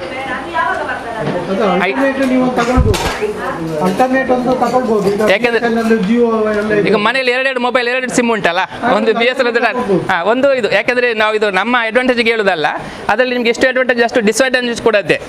ಯಾಕಂದರೆ ಎಲ್ಲಿಯಾದರೂ, ಯಾಕಂದರೆ ಅದು ನಮ್ಮ ಕಂಟ್ರೋಲಲ್ಲಿ ಇಲ್ಲ. ಯೋಚನೆ ಮಾಡಿ, ಇದು ಸಿಲಿಂಡರ್ ನಮ್ಮ ಕಂಟ್ರೋಲಲ್ಲಿ ಉಂಟು ಮನೆಯಲ್ಲಿ, ಪೈಪ್ಲೈನ್ ನಮ್ಮ ಕಂಟ್ರೋಲಲ್ಲಿ ಇಲ್ಲ. ಎಲ್ಲಿಯಾದರೂ ಲೀಕೇಜ್ ಆದರೆ ಯಾರು ಬರಬೇಕು? ಅದರ ಆಪರೇಟರ್ಸ್ ಅವರೇ ಬರಬೇಕು. ನಾವು ಮುಟ್ಟಿ ಏನು ಸರಿ ಮಾಡಲಿಕ್ಕೆ ಆಗೋದಿಲ್ಲ. ಅಂದರೆ ನಮ್ಮ ಕೈಯಲ್ಲಿ ಏನು ಮಾಡಲಿಕ್ಕೆ ಆಗೋದು. ಇದಾದ ನಮ್ಮ ಸಿಲಿಂಡರ್ ಖಾಲಿ ಆದರೆ ಪಕ್ಕದ ಮನೆ ಸಿಲಿಂಡರ್ ಅಂದರೆ ಇಡ್ಬೋದು, ಅಲ್ಲಿ ನಿಮಗೆ ಯಾವುದೇ ಆಪ್ಷನ್ ಇರೋದಿಲ್ಲ. ಆ ಸ್ಟವ್ ಕೂಡ ಅಷ್ಟೇ, ಒಮ್ಮೆ ಅದಕ್ಕೆ ನೀವು ಕನೆಕ್ಟ್ ಆದ ನಂತರ ಒಂದು ಸಿಲಿಂಡರ್ ಕನೆಕ್ಟ್ ಮಾಡಲಿಕ್ಕೆ ಆಗೋದಿಲ್ಲ. ಮಾಡಬೇಕಾದ್ರೆ ಮತ್ತೆ ತುಂಬ ಕೆಲಸ ಇದೆ ಅದರಲ್ಲಿ. ಅದು ಆ್ಯಕ್ಚುಲಿ ಅದು ಕೆಮಿಕಲ್ ಕಾಂಪೌಂಡ್, ಅದರಲ್ಲಿ ಕಾರ್ಬನ್ ಇರ್ತದೆ ಜಾಸ್ತಿ, ಕಾರ್ಬನ್. ಈಗ ಇದರಲ್ಲಿ ಇರುವಂಥದ್ದು ಹೈಡ್ರೋಜನ್ ಮತ್ತು ಕಾರ್ಬನ್ 2 ಐಟಮ್ ಇರೋದು ಯಾವುದ್ರಲ್ಲಿ, ಗ್ಯಾಸಲ್ಲಿ. ಆ ಕಾರ್ಬನ್ ಅಂದರೆ ನಮ್ಮ ಶ್ವಾಸಕೋಶಕ್ಕೆ ಸಂಬಂಧಪಟ್ಟಂಥ ಐಟಮ್ ಅದು ಕಾರ್ಬನ್. ಈಗ ನೀವು ಗೀಸರ್ ಕೇಳಿಬಿರ್ಬೋದು, ಗ್ಯಾಸ್ ಗೀಸರ್ ನಾವು ಆನ್ ಮಾಡುವಾಗ ಅದರಲ್ಲಿ ಬರುವಂಥ ಹೊಗೆ ಏನಿದೆ ಅಲ್ಲ, ಒಳಗಿರುವ ಆಕ್ಸಿಜನ್ ಎಲ್ಲ ಇಳಿತದೆ. ಆಕ್ಸಿಜನ್ ಎಳೆದುಬಿಟ್ಟು ಕಾರ್ಬನ್ ಮೊನಾಕ್ಸೈಡ್ ಅಂತ ಹೊರಗಡೆ ಕೊಡ್ತದೆ. ಅದು ಪ್ರೆಗ್ನೆಂಟ್ನವರಿಗೆ, ದಮ್ ಪ್ರಾಬ್ಲಮ್ ಇರುವವರಿಗೆ, ಹಾರ್ಟ್ ಪ್ರಾಬ್ಲಮ್ ಇದ್ದವರಿಗೆ ತೊಂದರೆ ಆಗಿದೆ ಆಲ್ರೆಡಿ. ಹಾಗೆ ಆದರೆ ನಿಮಗೆ ಅದು ಸ್ಮೆಲ್ಲಿಂದ ಏನು ಪ್ರಾಬ್ಲಮ್ ಇಲ್ಲ. ಸೊ ಬೆಂಕಿ ಉರಿಬೇಕಾದ್ರೆ ಅದು ವಸ್ತುವಿನ ಮೇಲೆ ಬೀಳಬೇಕು. ಹೊಸ ಸಿಲಿಂಡರ್ ಹಾಕ್ಲಿಕ್ಕೆ ಲೈಟ್ ಅಥವಾ ಇದು ಹಾಕ್ಲಿಕ್ಕೆ, ಸ್ವಿಚ್ ಹಾಕ್ಲಿಕ್ಕೆ, ಯಾಕಂದ್ರೆ ಸ್ವಿಚ್ನ ಒಳಗಡೆ ಇದು ಕೂಡ ಸ್ಪಾರ್ಕ್ ಇದೆ. ಮಿಷಿನ್, ಹೌದು, ಮಿಷಿನ್ ಎಂತ ಗೊತ್ತುಂಟಾ, ಮುಂಚೆ ರಬ್ಬರ್ ಪೈಪ್ ಇತ್ತು, ಪಚ್ಚೆ ಕಲರ್ ರಬ್ಬರ್ ಪೈಪ್ ಇತ್ತು. ಪೈಪ್ ಇರೋವಾಗ ಏನಾಗ್ತದೆ, ಇಲ್ಲಿ ಎಲ್ಲ ಕಟ್ ಮಾಡ್ತಿತ್ತು. ಆವಾಗ ಅದರ ಕಂಪನಿ ಗ್ಯಾಸ್ ಸೇಫ್ ಅಂತ ಫಸ್ಟ್ ಕಂಪನಿ ಆಸ್ಟ್ರೇಲಿಯಾದ ಪ್ರಾಡಕ್ಟ್ ಅದು ನೆಟ್ವರ್ಕ್ ಮಾರ್ಕೆಟಿಂಗಿಗೆ ಕೊಟ್ಟರು. ನಿಮ್ಮ ಮನೇಲಿ ನೀವು 10 ಪೀಸ್ ತಂದರೆ ನಿಮಗೆ 1,000 ಸಿಕ್ಕಿದ್ರೆ 2,000ಕ್ಕೆ ಮಾರ್ಬೋದು, ನೀವು 10 ಜನ ಮಾಡಲಿಕ್ಕೆ ಹಾಗೆ ಚೈನ್ ಸಿಸ್ಟಮಲ್ಲಿ ಸೇಲ್ ಮಾಡಿದ್ದಾರೆ. ಆದರೆ ಅದರಲ್ಲಿ ನಮಗೆ ಡೆಮೋ ಕೊಡುವಾಗ ನೋಡಿರ್ಬೋದು, ಅದು ಕಟ್ ಮಾಡುವಂಥ ಪೈಪ್ ಯಾವುದು ಪ್ಲಾಸ್ಟಿಕ್ ಪೈಪ್ ಕಟ್ ಮಾಡ್ತಾರೆ ನೋಡಿದಿರಲ್ಲ, ಸುರಕ್ಷಾ ಪೈಪ್ ಕಟ್ ಮಾಡಲ್ಲ, ಆವಾಗ ಮಾತ್ರ ಅದು ಆಪರೇಟ್ ಆಗ್ತದೆ. ಸಿಲಿಂಡರ್ ಲೀಕೇಜ್ ಆದರೆ ಅದು ಆಪರೇಟ್ ಆಗೋದಿಲ್ಲ. ದೊಡ್ಡದು ಮಾಡಿ ಹೊರಗೆ ಹೋಗುವಾಗ ನೀರು ಬಿದ್ದು ಆಫ್ ಆಗ್ತದಲ್ಲ, ಆವಾಗ ಕೂಡ ಅದು ಆಪರೇಟ್ ಆಗೋದಿಲ್ಲ. ಅದೆಲ್ಲ ಅದರ ಬುಕ್ಕಲ್ಲಿ ಕೊಟ್ಟಿದ್ದಾರೆ, ನಾವು ಕರೆಕ್ಟ್ ಓದಿದರೆ ಗೊತ್ತಾಗ್ತದೆ ಅಷ್ಟೇ. ಆದರೆ ಅದು ಗೌರ್ಮೆಂಟ್ ಸರ್ಟಿಫೈ ಆಗಲಿಲ್ಲ. ಹಾಗೆ ತಗೊಂಡವರು ತಗೊಂಡು ಇಟ್ಟಿರಿ, ಯಾಕೆಂದ್ರೆ 2,500 ಕೊಟ್ಟಾಗಿದಲ್ಲ, ತೆಗೆದು ಒಳಗೆ ಇಡಬೇಡಿ. 2,500 ಅದು ಒಂದು ಸಮಾಧಾನ. ಅದು 2,500 ಇದಕ್ಕೆ ಖಾಲಿ ಒಂದ್ಸಲ ನೀವು ಡೆಪಾಸಿಟ್ ಕೊಟ್ಟರೆ ಮತ್ತೆ ಫ್ರೀ ಆಫ್ ಕಾಸ್ಟ್ ನಾವು ಚೇಂಜ್ ಮಾಡ್ತೀವಿ. ಉಳಿತಾಯಕ್ಕೆ ಬೇಕಾದಂಥ ಸಲಹೆಗಳು ಮತ್ತು ಸುರಕ್ಷತೆಗೆ ಬೇಕಾದಂಥ ಸಲಹೆಗಳನ್ನು ತುಂಬ ಅದ್ಭುತವಾಗಿ ಮಾಹಿತಿಯನ್ನು ನೀಡಿದ್ದಾರೆ. ಇವರಿಗೆ ಗ್ರಾಮಾಭಿವೃದ್ಧಿ ಯೋಜನೆ ಪರವಾಗಿ ತುಂಬ ಹೃದಯ ಧನ್ಯವಾದಗಳನ್ನು ತಿಳಿಸ್ತೇನೆ. ಕಾರ್ಯಕ್ರಮದ ಮುಂದುವರೆದ ಭಾಗ ವೈಜ್ಞಾನಿಕತೆಯಲ್ಲಿ ಭತ್ತದ ಬೇಸಾಯ. ಈ ಒಂದು ವಿಚಾರವಾಗಿ ನಮ್ಮ ಕೃಷಿ ವಿಜ್ಞಾನ ಕೇಂದ್ರದ 2 ವಿಜ್ಞಾನಿಗಳು ಕೂಡ ಇದ್ದಾರೆ. ಅವರು ಈ ಕಾರ್ಯಕ್ರಮದ ಬಗ್ಗೆ ಸಂಪೂರ್ಣ ಮಾಹಿತಿಯನ್ನು ನಿಮಗೆ ತಿಳಿಸಿಕೊಡ್ತಾರೆ. ಎಲ್ಲರಿಗೂ ನಮಸ್ಕಾರ. ಶ್ರೀ ಕ್ಷೇತ್ರ ಧರ್ಮಸ್ಥಳ ಗ್ರಾಮಾಭಿವೃದ್ಧಿ ಯೋಜನೆ ಇದರ ವತಿಯಿಂದ ಇವತ್ತು ಒಂದು ಆಯೋಜಿಸಿರುವ ಒಂದು ಕಾರ್ಯಕ್ರಮ, ಒಂದು ಭತ್ತದ ಬೇಸಾಯ ಮತ್ತು ಈ ಒಂದು ಅಡಿಗೆ ಅನಿಲದ ಒಂದು ಸುರಕ್ಷತಾ ಒಂದು ಕ್ರಮದ ತೆಗೆದುಕೊಳ್ಳುವ ಬಗ್ಗೆ ಈ 2 ಕಾರ್ಯಕ್ರಮದಲ್ಲಿ ಇವತ್ತಿನ ಒಂದು ಕಾರ್ಯಕ್ರಮ ಭಾಗವಹಿಸುತ್ತಿರುವ ವೇದಿಕೆ ಮೇಲೆ ಉಪಸ್ಥಿತರಿರುವ ಶ್ರೀ ಕ್ಷೇತ್ರ ಧರ್ಮಸ್ಥಳ ಗ್ರಾಮಾಭಿವೃದ್ಧಿ ಯೋಜನೆ ಎಲ್ಲ ಅಧಿಕಾರಿಗಳೇ, ಅದೇ ರೀತಿ ಹೈಸ್ಕೂಲಿನ ಮುಖ್ಯೋಪಾಧ್ಯಾಯರೇ, ಈ ಒಂದು ಅಡುಗೆ ಅನಿಲದ ವಿತರಕ ಸಂಘ ಕಂಪನಿಯ ಒಂದು ಉದ್ಯೋಗಿಗಳೇ, ಅದೇ ರೀತಿ ಇವತ್ತಿನ ಕಾರ್ಯಕ್ರಮ ಭಾಗವಹಿಸ್ತಿರುವ ಪ್ರಗತಿಪರ ಕೃಷಿಕರೇ, ಈ ಒಂದು ಕಾರ್ಯಕ್ರಮ ಭಾಗವಹಿಸ್ತಿರುವ ವಿದ್ಯಾರ್ಥಿ ಮಿತ್ರರೇ ಮತ್ತು ಈ ಗ್ರಾಮದ ಕೃಷಿಕ ಬಂಧುಗಳೇ ಹಾಗೂ ಶ್ರೀ ಕ್ಷೇತ್ರ ಧರ್ಮಸ್ಥಳ ಗ್ರಾಮ ಯೋಜನೆ ಎಲ್ಲ ಸದಸ್ಯರು, ಇವತ್ತು ಈ ಒಂದು ಕಾರ್ಯಕ್ರಮ ಒಂದು ಸ್ಮರಣೀಯವಾಗಿದೆ ಅಂತ ನಾನು ಹೇಳ್ಬೋದು. ಒಂದು ಅಡಿಗೆ ಅನಿಲ, ನಾವು ಪ್ರತಿಯೊಬ್ಬರು ಬಳಸುವಂಥ ಒಂದು ಅಡಿಗೆ ಅನಿಲದ ಕುರಿತು ಒಂದು ಸುರಕ್ಷತಾ, ಯಾವ ರೀತಿ ನಾವು ಸುರಕ್ಷತೆಯನ್ನು ಕೈಗೊಳ್ಳಬೇಕು ಅನ್ನೋದ್ರ ಕುರಿತು ಒಂದು ಒಳ್ಳೆಯ ಮಾಹಿತಿಯನ್ನು ನೀಡುವಂಥ ಒಂದು ಕಾರ್ಯಕ್ರಮ ಇವತ್ತು ಆಗಿದೆ. ನಾನು ಈ ಒಂದು ಕಾರ್ಯಕ್ರಮ ಆಯೋಜಿಸಿರುವಂಥ ಆಯೋಜಕರು ಮತ್ತು ಈ ಕಾರ್ಯಕ್ರಮ ನೀಡಿದ ಈ ಒಂದು ಮಾಹಿತಿ ನೀಡಿದ ಒಂದು ಸಂಪನ್ಮೂಲ ವ್ಯಕ್ತಿಗಳಿಗೆ ನಾನು ಅಭಿನಂದನೆಯನ್ನು ಸಲ್ಲಿಸ್ತೀನಿ. ಅದೇ ರೀತಿ 2ನೇ ಕಾರ್ಯಕ್ರಮ ಇಲ್ಲಿ ಆಗ್ತಾ ಇರುವಂಥದ್ದು ಭತ್ತದ ಕೃಷಿ, ಈ ರೈತ ಕ್ಷೇತ್ರ ಪಾಠಶಾಲೆ, ಭತ್ತದ ಕೃಷಿ ಮತ್ತು ಪೋಷಕಾಂಶ ನಿರ್ವಹಣೆ. ಅದೇ ರೀತಿ ಇದನ್ನು ಹೇಳೋಕ್ಕಿಂತ ಮೊದಲು ನಾನು ಒಂದು ಮಾತನ್ನು ಹೇಳ ಬಯಸ್ತೇನೆ. ಏನಂದರೆ ಹೋದ ವರ್ಷ ಸಹ ಇದೇ ಒಂದು ಸ್ಥಳದಲ್ಲಿ ಒಂದು ಭತ್ತದ ಕೃಷಿಯ ಒಂದು ಕಾರ್ಯಕ್ರಮ ಆಗಿತ್ತು. ಇಲ್ಲಿ ನಾವು ನಮ್ಮ ಕೃಷಿ ವಿಜ್ಞಾನ ಕೇಂದ್ರದ ಒಂದು ಭಾರತೀಯ ಕೃಷಿ ಅನುಸಂಧಾನ ಪರಿಷತ್ ಅಂತಿದೆ, ಅದರ 16ನೇ 75ನೇ ಒಂದು ಸಂಸ್ಥಾಪನೆ ದಿನಾಚರಣೆ ಅಂಗವಾಗಿ ಇಲ್ಲಿ ಒಂದು ಕಾರ್ಯಕ್ರಮಗಳನ್ನು ಸಹ ಮಾಡಿದ್ವಿ ಇದೇ ಒಂದು ಸ್ಥಳದಲ್ಲಿ. ಸೊ ಇಲ್ಲಿ ನಾವು ಭತ್ತದ ಕೃಷಿ ಇರ್ಬೋದು ಅಥವಾ ಮೀನುಗಾರಿಕೆ ಇರ್ಬೋದು, ಹೈನುಗಾರಿಕೆ ಇರ್ಬೋದು, ಇದರ ಕುರಿತು ಒಂದು ಮಾಹಿತಿಯನ್ನು ಇದೇ ಒಂದು ಸ್ಥಳದಲ್ಲಿ ನೀಡಿದ್ವಿ. ಸೊ ಮತ್ತೆ ಈ ವರ್ಷ ಮತ್ತೆ ಇಲ್ಲಿ ಒಂದು ಕಾರ್ಯಕ್ರಮ ಆಗ್ತಾ ಇರೋದು ನಿಜವಾಗ್ಲೂ ಒಂದು ಸಂತೋಷದ ವಿಷಯ ಅಂತ ಹೇಳ್ಬೋದು. ಮುಖ್ಯವಾಗಿ ಮಂಗಳೂರು ತಾಲೂಕಲ್ಲೇ ಈ ನಮ್ಮ ಭತ್ತದ ಕೃಷಿಯನ್ನು ಅವಲೋಕನ ಮಾಡಿ ನೋಡಿದರೆ ದಕ್ಷಿಣ ಕನ್ನಡ ಜಿಲ್ಲೆಯಲ್ಲಿ ಮುಖ್ಯವಾಗಿ ಭತ್ತದ ಕೃಷಿ ಆಗ್ತಾ ಇರೋದೇ ಒಂದು ಮಂಗಳೂರು ತಾಲೂಕು, ಪಕ್ಕದ ಮೂಡುಬಿದ್ರೆ ಇರ್ಬೋದು, ಬಂಟ್ವಾಳ ಇರ್ಬೋದು, ಆ ಕಡೆ ಬೆಳ್ತಂಗಡಿ ಇರ್ಬೋದು, ಹೆಚ್ಚು ಕಮ್ಮಿ ಈ ಇದರಲ್ಲಿ ಮಾತ್ರ. ಪುತ್ತೂರು ಸುಳ್ಯ ಕಡೆ ಹೋದರೆ ಅಲ್ಲಿ ಸಣ್ಣ ಸಣ್ಣ ಪಾಕೆಟ್ಗಳಲ್ಲಿ ಮಾತ್ರ ಭತ್ತದ ಕೃಷಿಯನ್ನು ಮಾಡ್ತಾ ಇರೋದು ನಾವು ನೋಡಬಹುದಾಗಿದೆ. ಸುಮಾರು 25-30 ಸಾವಿರ ಹೆಕ್ಟೇರ್ ಪ್ರದೇಶಗಳಲ್ಲಿ ಬೆಳೆಯುತ್ತಿದ್ದಂಥ ಭತ್ತ ಇವತ್ತು ಕೇವಲ 9,360 ಹೆಕ್ಟೇರ್ ಪ್ರದೇಶಕ್ಕೆ ಬಂದು ನಿಂತಿದೆ. ಇದರಲ್ಲಿ ಹಲವಾರು ಹಡಿಲು ಗದ್ದೆಗಳು ಸಹ ಆಗಿರೋದು ನಾವು ನೋಡ್ಬೋದಾಗಿದೆ. ಪ್ರತಿ ಒಂದು ಹಡಿಲ ಗದ್ದೆ ಬಿಟ್ಟಾಗ ಇಲ್ಲಿ ಒಂದು ಸ್ಥಳೀಯ ಆಹಾರ ಸುರಕ್ಷತೆಗೆ ತುಂಬ ಸಮಸ್ಯೆ ಆಗ್ತಾ ಇರೋದನ್ನು ನಾವು ಗಮನಿಸ್ಬೋದು. ನಮ್ಮ ಒಂದು ಪ್ರದೇಶಕ್ಕೆ ಬೇಕಾದ ಆಹಾರವನ್ನು ನಾವು ಬೆಳೆಯಬೇಕಲ್ಲದೆ ಬೇರೆ ಪ್ರದೇಶಗಳಿಂದ ನಾವು ಆಹಾರ ಆಮದನ್ನು ಮಾಡಿಕೊಳ್ಳೋದು, ಈ ಒಂದು ಕ್ರಮ ಏನಿದೆ ಇದು ನಿಜವಾಗ್ಲೂ ಒಂದು ಶೋಚನೀಯವಂತ ನಾನು ಹೇಳ್ಬೋದು. ಅದಕ್ಕೆ ನಮ್ಮ ಕ್ಷೇತ್ರದಲ್ಲಿ ನಮಗೆ ಬೇಕಾದ ಆಹಾರವನ್ನು ನಾವು ಬೆಳೆಸೋದು ಭಾಳ ಮುಖ್ಯವಾಗಿರುವಂಥದ್ದು. ಆದರೆ ಇವತ್ತು ಭತ್ತದ ಒಂದು ಕೃಷಿ ಬೆಳೆ ಅಥವಾ ಏನು ಕ್ಷೇತ್ರ ಇದೆ ಕಡಿಮೆ ಆಗ್ತಿರೋದು ಬೇರೆ ಬೇರೆ ಕಾರಣಗಳು ಇರ್ಬೋದು.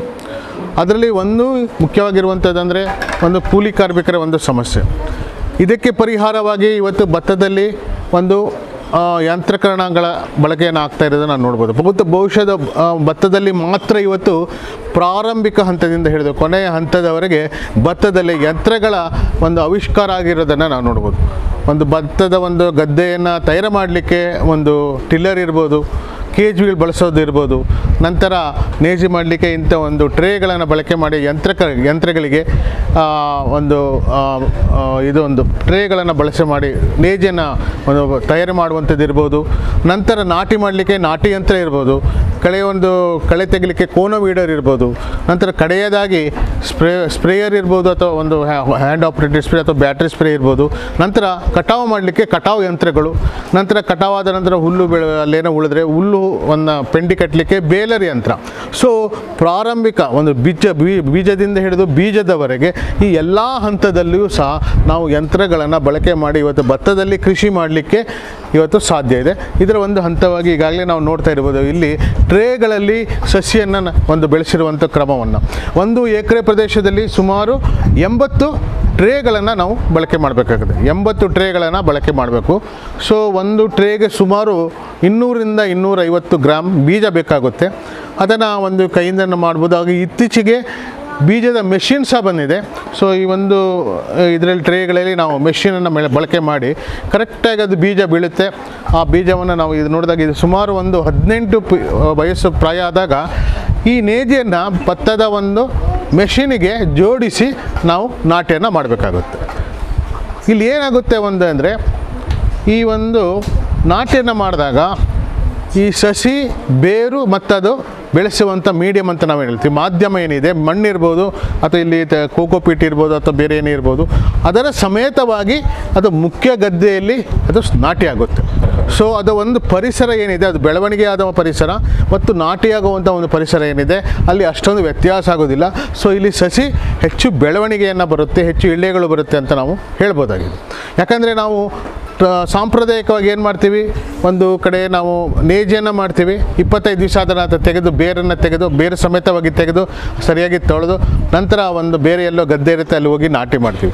ಸೊ ಒಂದು ಪರಿಸರದಿಂದ ಇನ್ನೊಂದು ಪರಿಸರಕ್ಕೆ ಬಂದಾಗ ಅದಕ್ಕೆ ಸ್ವಲ್ಪ ಸಮಸ್ಯೆ ಆಗುತ್ತೆ ಪ್ರಾರಂಭಿಕ ಹಂತದಲ್ಲಿ. ಅದೇ ನಾವು ವೈಜ್ಞಾನಿಕವಾಗಿ ಟ್ರಾನ್ಸ್ಪ್ಲಾಂಟಿಂಗ್ ಶಾಕ್ ಅಂತ ಹೇಳ್ತೀವಿ. ಅಂದರೆ ಅದಕ್ಕೆ ಚೇತರಿಸ್ಕೊಳ್ಳಿಕ್ಕೆ ಸ್ವಲ್ಪ ಸಮಯ ಬೇಕಾಗುತ್ತೆ. ಆದರೆ ಇಲ್ಲಿ ಚೇತರಿಕೆಗೆ ಅಲ್ಲಿ ತುಂಬ ಕಡಿಮೆ ಸಮಯ.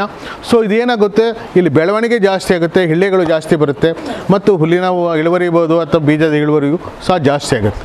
ಎರಡನೇದಾಗಿ ಇಲ್ಲಿ ನಾವು ಸಾಲು ನಾಟಿ ಮಾಡ್ತೀವಿ.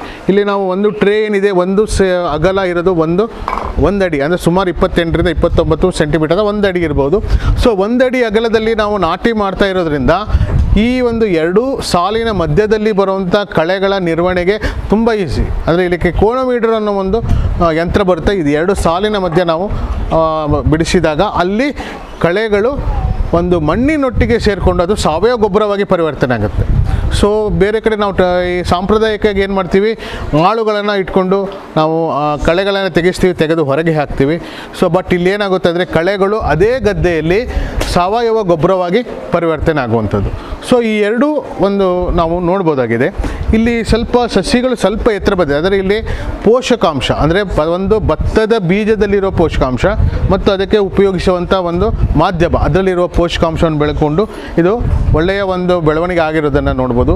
ಸೊ ಇಲ್ಲಿಗೆ ಮುಗೀತಿದ್ದು. ಇದು ಏನಿದ್ರೂ ಇನ್ನು ಮುಖ್ಯ ಗದ್ದೆಗೆ ನಾವು ನಾಟಿ ಮಾಡಲೇಬೇಕು. 15ರಿಂದ 18 ದಿವಸ ಒಳ್ಳೆಯದು, ಸ್ವಲ್ಪ ಒಂದೆರಡು ದಿನ ಆಚೆ ಈಚೆ ಆದರೂ ನಡೆಯುತ್ತೆ. ಸೊ ಈಗ ಇದು ನಾಟಿ ಮಾಡಲಿಕ್ಕೆ ಸಿದ್ಧವಾಗಿರುವಂಥದ್ದು. ಸೊ ಇನ್ನು ಏನಂದರೆ ಇನ್ನೊಂದು ಈಗಾಗಲೇ ಇಲ್ಲಿ ನೀವು ನೋಡಿರ್ಬೋದು ರೈತ ಕ್ಷೇತ್ರ ಪಾಠಶಾಲೆ ಅಂತೇಳಿ. ರೈತ ಕ್ಷೇತ್ರ ಪಾಠಶಾಲೆ ಅಂದರೆ ರೈತರು ಒಂದು ಕ್ಷೇತ್ರದಲ್ಲಿ ಇಲ್ಲಿ ಏನು ಇದಿರೋದಿಲ್ಲ ಪ್ರಾಕ್ಟಿಕಲ್ ಆಗಿ ಒಂದು ವಿಷಯವನ್ನು ತಿಳ್ಕೊಳ್ಳುವಂಥದ್ದು. ಒಬ್ಬರು ರೈತರು ತಮ್ಮ ಕ್ಷೇತ್ರದಲ್ಲೇ ಎಲ್ಲ ಒಂದು ಪರಿಕರಗಳನ್ನು ಕೊಡ್ತಾರೆ. ಇದಕ್ಕೆ ಕೃಷಿ ಇಲಾಖೆ ಇರ್ಬೋದು, ಕೃಷಿ ವಿಜ್ಞಾನ ಕೇಂದ್ರ ಇರ್ಬೋದು, ಎಲ್ಲ ಸೇರಿಕೊಂಡು ವೈಜ್ಞಾನಿಕವಾಗಿ ಒಂದೊಂದು ವಾರ ಒಂದು ಭತ್ತವನ್ನು ನಾಟಿ ಮಾಡ್ತಾರೆ. ಒಂದು ವಾರ ಆದಮೇಲೆ ಅದರಲ್ಲಿ ಏನು ಮಾಡ್ಬೋದು, 2ನೇ ವಾರದಲ್ಲಿ ಏನು ಮಾಡ್ಬೋದು, 3ನೇ ವಾರದಲ್ಲಿ ಏನು ಮಾಡ್ಬೋದು, ಅದಕ್ಕೆ ಸಂಬಂಧಪಟ್ಟಂತೆ ಒಂದು ಪ್ರಾತ್ಯಕ್ಷಿಕವಾಗಿ ಒಂದು ಏನು ಮಾಹಿತಿಯನ್ನು ಪಡ್ಕೊಳ್ಳುವಂಥದ್ದೇ ನಾವು ರೈತ ಕ್ಷೇತ್ರ ಪಾಠಶಾಲೆ ಅಂತ ಹೇಳ್ಬೋದು. ಅಂದರೆ ರೈತರಿಂದ ರೈತರಿಗೆ ಮಾಹಿತಿಯನ್ನು ಹೋಗುವಂಥದ್ದು. ಸೊ ಇಲ್ಲೇನಾಗುತ್ತೆ, ಈ ರೈತ ಕ್ಷೇತ್ರ ಪಾಠಶಾಲೆಯಲ್ಲಿ ಒಂದು ಪಾಠ ಇದೆ ಅಂದರೆ ಇಲ್ಲಿ ಆಗಲೇ ಪೋಷಕಾಂಶ ನಿರ್ವಹಣೆ ಅಂತ ಹೇಳಿದ್ದಾರೆ. ನಾನು ಭತ್ತದಲ್ಲಿ ಒಂದು ಮುಖ್ಯವಾದ ಪೋಷಕಾಂಶ ಅಂದರೆ ಸಾರಜನಕ ಬೆಳವಣಿಗೆಗೆ ಬೇಕಾಗಿರುವಂಥದ್ದು. ಈಗ ನಾವು ಬೆಳವಣಿಗೆಗೆ ಬೇಕಾದ ಪೋಷಕಾಂಶ ಅಂದರೆ ಒಂದು ಸಲ ನಾಟಿ ಮಾಡಿದ ನಂತರ ನಾವು ರಾಸಾಯನಿಕ ಗೊಬ್ಬರವನ್ನು ಬಳಕೆ ಮಾಡ್ತೀವಿ. ಆದರೆ ರಾಸಾಯನಿಕ ಗೊಬ್ಬರವನ್ನು ಬಳಕೆ ಮಾಡುವ ಮುಖ್ಯವಾಗಿರುವಂಥದ್ದು ಅಂದರೆ ಯೂರಿಯಾವನ್ನು ಬಳಕೆ ಮಾಡ್ತೀವಿ. ನಾವು ಯಾಕೆ ಯೂರಿಯಾವನ್ನು ಬಳಕೆ ಮಾಡ್ತೀವಿ ಅಂದರೆ ಅದು ಸಾರಜನಕ, ಅದರಲ್ಲಿ ಸಾರಜನಕ ಅಂಶ ಜಾಸ್ತಿ ಇದೆ. ಎರಡನೇದಾಗಿ ಅದು ಮಾರುಕಟ್ಟೆಯಲ್ಲಿ ಸಿಗುವಂಥ ಅತಿ ಕಡಿಮೆ ಬೆಲೆಯ ಒಂದು ಫರ್ಟಿಲೈಸರ್ ಅಥವಾ ರಸಗೊಬ್ಬರ ಅಂತ ನಾವು ಹೇಳ್ಬೋದು. ಕೇವಲ 500 ರೂಪಾಯಿಗೆ 500ರಿಂದ 600 ರೂಪಾಯಿಗೆ 2 ಚೀಲ ಯೂರಿಯಾ ಗೊಬ್ಬರ ಸಿಗುತ್ತೆ. ನಾವು ಇವಾಗ ಇತ್ತೀಚಿನ ದಿನಗಳಲ್ಲಿ 50 kg ಎಲ್ಲ ಈಗ 45 kgಯ ಒಂದು ನೀಮ್ ಅಂದರೆ ಒಂದು ಬೇವು ಲೇಪಿತ ಗೊಬ್ಬರ ಇವತ್ತು ನಮ್ಮ ಒಂದು ಮಾರ್ಕೆಟಲ್ಲಿ ಸಿಗೋದನ್ನು ನೀವು ಗಮನಿಸ್ಬೋದಾಗಿದೆ. ಮುಖ್ಯವಾಗಿ ಈಗ 45 kgಯ ಒಂದು ಇದು ತೊಗೋಬೇಕಾದ್ರೆ ನಿಮಗೆ 45 kg ಪ್ಲಸ್ 100 kg ಒಂದು 90 kg ಇದು ತೊಗೋಬೇಕಾದ್ರೆ 600 ರೂಪಾಯಿ ಮಾಲ್ ಅಂದರೆ ನೀವು 600 ರೂಪಾಯಿ ಒಂದು ಮಾರುಕಟ್ಟೆಯಲ್ಲಿ ನಿಮಗೆ ಸಿಗುತ್ತೆ. ಆದರೆ 100 kg ಅಥವಾ 90 kg ಯೂರಿಯಾವನ್ನು ಉತ್ಪಾದನೆ ಮಾಡಬೇಕಾದ್ರೆ ಫ್ಯಾಕ್ಟ್ರಿಗಳಲ್ಲಿ 2000 ರೂಪಾಯಿ ಖರ್ಚಾಗುತ್ತೆ. ಅದರ ಉತ್ಪಾದನಾ ಖರ್ಚು 2000 ರೂಪಾಯಿ. ಆಗ ಸರ್ಕಾರ ಏನು ಮಾಡುತ್ತೆ, 1400 ರೂಪಾಯಿಯನ್ನು ಸಬ್ಸಿಡಿ ರೂಪದಲ್ಲಿ ಯಾರು ಉತ್ಪಾದನೆ ಮಾಡಿದಂಥ ಫ್ಯಾಕ್ಟ್ರಿಗಳೇನಿದೆ, MCF ಇರ್ಬೋದು ಅಥವಾ ಇಫ್ಕೋ ಇರ್ಬೋದು, ಬೇರೆ ಬೇರೆ ಯಾವ ಫ್ಯಾಕ್ಟ್ರಿಗಳಿದೆ ಅಲ್ಲಿಗೆ ನೇರವಾಗಿ ಅವ್ರಿಗೆ ಕೊಡುತ್ತೆ. ಎಷ್ಟು ಉತ್ಪಾದನೆ ಮಾಡಿ ಎಷ್ಟು ಟನ್ ಮಾಡಿದರೆ ಅಷ್ಟು ಅಮೌಂಟ್ ಅವ್ರಿಗೆ ಕೊಡುತ್ತೆ. ಸೊ ರೈತರಲ್ಲಿ ಬರಬೇಕಾದ್ರೆ ಅದು ಕೇವಲ 600 ರೂಪಾಯಿಗೆ ಅದು ಲಭ್ಯವಿರುತ್ತೆ. ಸೊ ಈಗ ಸರ್ಕಾರಕ್ಕೆ ಈ ಸಬ್ಸಿಡಿಯಿಂದಾಗಿ ಅಂದರೆ ಈ ಸಬ್ಸಿಡಿ ಅಮೌಂಟನ್ನು ಬೇರೆ ಕಡೆ ಉಪಯೋಗ ಮಾಡಬೇಕನ್ನೋ ಉದ್ದೇಶದಿಂದ ಏನು ಮಾಡ್ತಾಯಿದ್ದಾರೆ, ಈ ಸಬ್ಸಿಡಿಯನ್ನು ಕಡಿಮೆ ಮಾಡಬೇಕು. ಅಂದರೆ ಸಬ್ಸಿಡಿ ಅಂದರೆ ಯೂರಿಯಾ ಬಳಕೆಯನ್ನು ಕಡಿಮೆ ಮಾಡಬೇಕನ್ನೋ ಉದ್ದೇಶದಿಂದ ಈ ಎಷ್ಟು ಯೂರಿಯಾ ಬೇಕು ಅಂದರೆ ಭತ್ತದ ಗದ್ದೆಗೆ ಎಷ್ಟು ಸಾರಜನಕ ಬೇಕೋ ಅಷ್ಟೇ ಒಂದು ಕೂಡ ಉದ್ದೇಶದಿಂದ ವೈಜ್ಞಾನಿಕವಾಗಿ ಸಾರಜನಕವನ್ನು ನಿರ್ವಹಣೆ ಮಾಡಬೇಕು ಅನ್ನೋ ಉದ್ದೇಶದಿಂದ ಇತ್ತೀಚಿನ ದಿನಗಳಲ್ಲಿ ವೈಜ್ಞಾನಿಕವಾಗಿ ಈ ಒಂದು ಪ್ಯಾನಲ್ ಅಂತೇಳಿ ಸಾರಜನಕದ ಒಂದು ಪ್ಯಾನಲ್ ಅಂತ ಬರುತ್ತೆ. ಲೀಫ್ ಕಲರ್ ಚಾರ್ಟ್ ಅದು ಎಲೆ ಕಲರ್ ಚಾರ್ಟ್ ಅಂಥೇಳಿ ಇದು ನೀವು ನೋಡ್ಬೋದು, ಎಲೆ ಕಲರ್ ಚಾರ್ಟ್ ಅಂಥೇಳಿ. ಸೊ ಇಲ್ಲಿ 5 ಕಲರ್ ಇದೆ. ಇಲ್ಲಿ 5 ಕಲರನ್ನು ನೀವು ನೋಡ್ಬೋದು, 5 ಕಲರ್ ಇದೆ ಇದರಲ್ಲಿ. ಸೊ ಇದನ್ನು ನಾವು ನಾಟಿ ಮಾಡಿದ 1 ವಾರದ ನಂತರ, ಯಾಕಂದರೆ ಈಗ ನಾವು ಪ್ರಾಥಮಿಕ ಹಂತದಲ್ಲಿ ಒಂದು ಸ್ವಲ್ಪ ಗೊಬ್ಬರ ಕೊಟ್ಟಿರ್ತೀವಿ, ಕೊನೆ ಉಳುಮೆಗೆ ನೆಕ್ಸ್ಟ್ 2 ಕಂತಿನಲ್ಲಿ ಕೇವಲ ಸಾರಜನಕ ಮತ್ತು ಪೊಟ್ಯಾಷನ್ನು ಕೊಡಬೇಕಾಗುತ್ತೆ ಶಿಫಾರಸ್ಸಿನ ಪ್ರಕಾರ. ಆದರೆ ಸಾರಜನಕವನ್ನು ಕೊಡಬೇಕಾದ್ರೆ ನಾವು ಒಂದು ವಿವೇಚನೆಯಿಂದ ಕೊಡಬೇಕು. ಯಾಕಂದರೆ ಆವಾಗ ನಾವು ಬಳಸುವಂಥದ್ದು ಯೂರಿಯಾ ಗೊಬ್ಬರ ಮಾತ್ರ. ಆದರೆ ಗೊಬ್ಬರ ಕೊಡಬೇಕಾದ್ರೆ ಅಲ್ಲಿ ಆಲ್ರೆಡಿ ಸಾರಜನಕ ಇರುತ್ತೆ. ನೀವು ಆಲ್ರೆಡಿ ಸಾವಯವ ಗೊಬ್ಬರ ಹಾಕಿರ್ತೀರ, ಹೊಟ್ಟಿ ಗೊಬ್ಬರ ಹಾಕಿರ್ತೀರ, ಕೋಳಿ ಗೊಬ್ಬರ ಹಾಕಿರ್ತೀರ, ಕುರಿ ಗೊಬ್ಬರ ಹಾಕಿರ್ತೀರ, ಬೇರೆ ಬೇರೆ ಗೊಬ್ಬರಗಳು ಹಾಕಿರ್ತೀರ. ಸೊ ಈಗಾಗಲೇ ಅಲ್ಲಿ ಸಾರಜನಕ ಗೊಬ್ಬರ ಇರುತ್ತೆ. ಮತ್ತೆ ಗೊಬ್ಬರ ಹಾಕಿದಾಗ ಅದು ಗಿಡ ಹಚ್ಚ ಹಸಿರಾಗಿ ಅಲ್ಲಿ ಕೀಟ ರೋಗದ ಬಾಧೆ ಜಾಸ್ತಿ ಆಗುತ್ತೆ. ಆದ್ದರಿಂದ ಸಾರಜನಕವನ್ನು ಬಳಕೆ ಮಾಡಬೇಕಾದ್ರೆ ಹೆಚ್ಚು ವಿವೇಚನೆಯಿಂದ ಬಳಕೆ ಮಾಡೋದು ಭಾಳ ಮುಖ್ಯವಾಗಿರುವಂಥದ್ದು. ಅದಕ್ಕೆ ಏನು ಮಾಡಿದ್ದಾರೆ, ಈಗಾಗಲೇ ವೈಜ್ಞಾನಿಕವಾಗಿ ಇಂಥ ಒಂದು colour chart, leaf colour chart ಅಂತೇಳಿ ಬಂದಿದೆ. ಇಲ್ಲಿ ಏನಂದರೆ ನಾಟಿ ಮಾಡಿದ ಅಥವಾ ಬಿತ್ತನೆ ಮಾಡಿದರೆ ಸುಮಾರು ಒಂದು 15 ದಿವಸದ ನಂತರ ಪ್ರತಿ ವಾರ ಒಂದು 10 ಗಿಡದ ಎಲೆಯನ್ನು ತಗೊಂಡು ನಾವು ಗದ್ದೆಗೆ ಹೋಗಬೇಕು, ಆ ಬದುನಲ್ಲಿರುವಂಥದ್ದು ಬಿಟ್ಟು ಒಳಗೆ ಹೋಗಿ 10 ಗಿಡದ ಮೇಲೆ ತುದಿಯಲ್ಲಿರುವ ಸಂಪೂರ್ಣವಾಗಿ ಬಿಟ್ಟ ಎಲೆಯನ್ನು ಈ ಕಲರ್ ಜೊತೆ ಮ್ಯಾಚಿಂಗ್ ಮಾಡಬೇಕು. ಈ ಕಲರ್ ಜೊತೆ ನಾವು ಮ್ಯಾಚ್ ಮಾಡಬೇಕಾಗುತ್ತೆ. ಇದರಲ್ಲಿ ಯಾವ ಕಲರ್ ನೋಡಿ, ಇದರಲ್ಲಿ 1 2 3 4 5 ಕಲರ್ ಇದೆ. ಸೊ ಈ ಕಲರ್ ಒಂದು 10 ಗಿಡದ ಒಂದು ತಗೊಂಡು ಅದನ್ನು ಆವ್ರೇಜ್ ಮಾಡಬೇಕು. 3 4 5 ಇದ್ದರೆ ನೀವು ಸಾರಜನಕ ಅಥವಾ ಯೂರಿಯಾ ಗೊಬ್ಬರ ಹಾಕುವ ಆ ಸಂದರ್ಭದಲ್ಲಿ ಹಾಕುವ ಅವಶ್ಯಕತೆ ಇಲ್ಲ.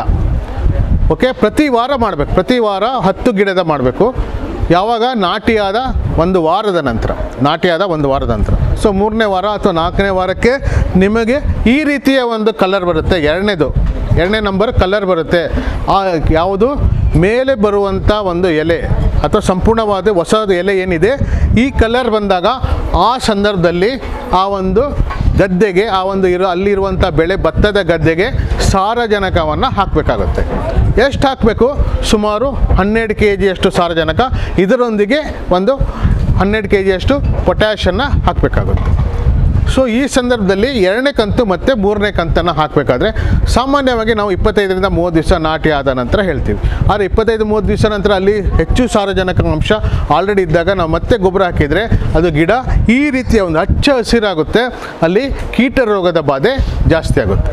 ಸೊ ನಾವು 25-30 ದಿವಸಕ್ಕೆ ಹಾಕಬೇಕಂತಿಲ್ಲ, 40 ದಿವಸಕ್ಕೂ ಹಾಕ್ಬೋದು, 50 ದಿವಸಕ್ಕೂ ಹಾಕ್ಬೋದು. ಆದರೆ ಈ ಪ್ಯಾನಲ್ ಮುಖಾಂತರ ನೀವು ಮಾಡಿದರೆ 45 ದಿವಸಕ್ಕೂ ಹಾಕ್ಬೋದು, ಏನು ತೊಂದರೆ. 2 ಕಂತು ಕೊಡೋ ಬದಲಿಗೆ ಕೇವಲ 1 ಕಂತು ಕೊಟ್ಟರು ಇಲ್ಲಿ ನಿಮ್ಮ ಖರ್ಚು ಸಹ ಯೂರಿಯಾ ಗೊಬ್ಬರದ ಖರ್ಚು ಕಡಿಮೆ ಆಗುತ್ತೆ. ಯಾಕಂದರೆ ಆಲ್ರೆಡಿ ಅಲ್ಲಿ ನಿಮ್ಮ ಗದ್ದೆಯಲ್ಲಿ ಸಾರಜನಕದ ಅಂಶ ಇದ್ದಾಗ ಮತ್ತೆ ನೀವು ಯೂರಿಯಾ ಗೊಬ್ಬರ ಕೊಟ್ಟರೆ ಆ ಒಂದು ಗಿಡಕ್ಕೆ ಅಥವಾ ಬೆಳೆಗೆ ಒಂದು ಆ ಒಂದು ಈ ಬೆಂಕಿ ರೋಗ ಬರುವಂಥ ಸಂಭವ ಜಾಸ್ತಿ ಇರುತ್ತೆ. ಬೆಂಕಿ ರೋಗ ಬಂದರೆ ಮತ್ತೆ ನೀವು ಸ್ಪ್ರೇ ಮಾಡಬೇಕು.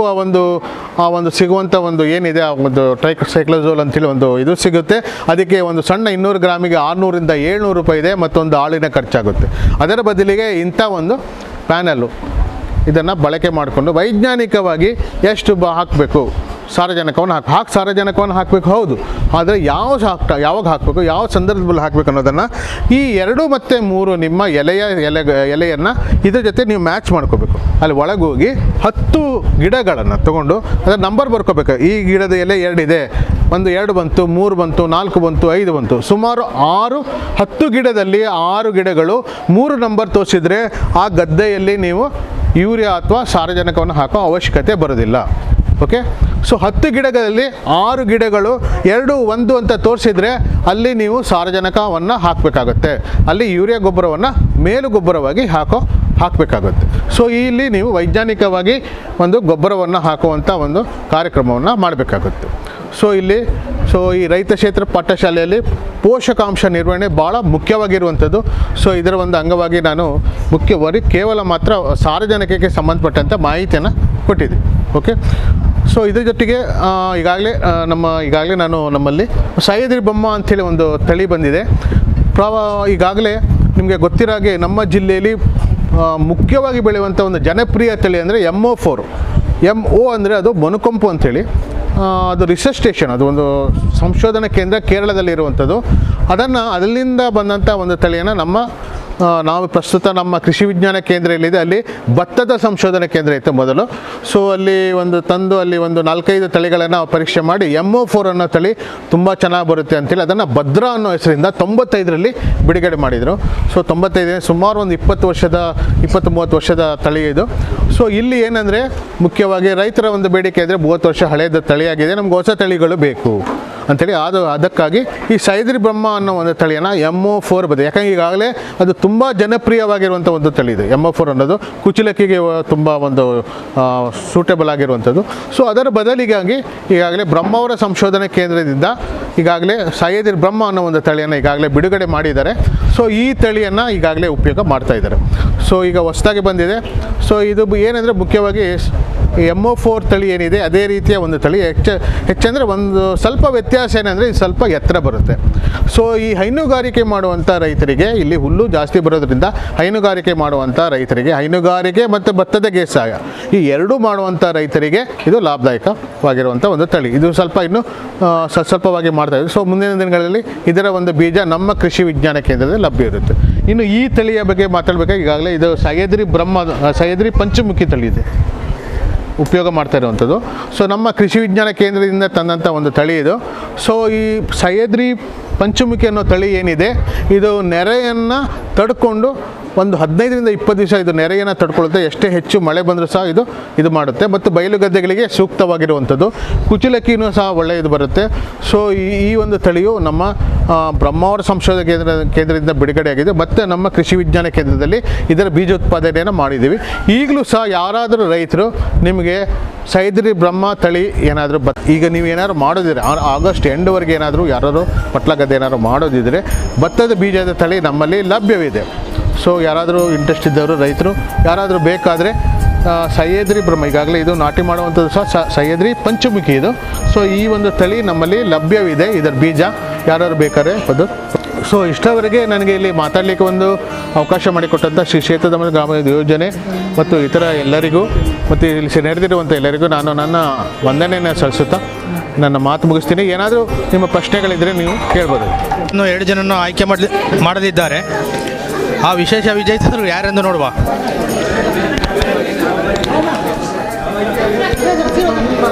ವಿಶೇಷ ವಿಜೇತರು ಯಾರಾಗ್ತಾರೆ ನೋಡುವ. ಭಾರತ್ ಗ್ಯಾಸ್ನ ವಿಜೇತರು ಇಬ್ಬರು ಸೆಲೆಕ್ಟ್ ಮಾಡಿ.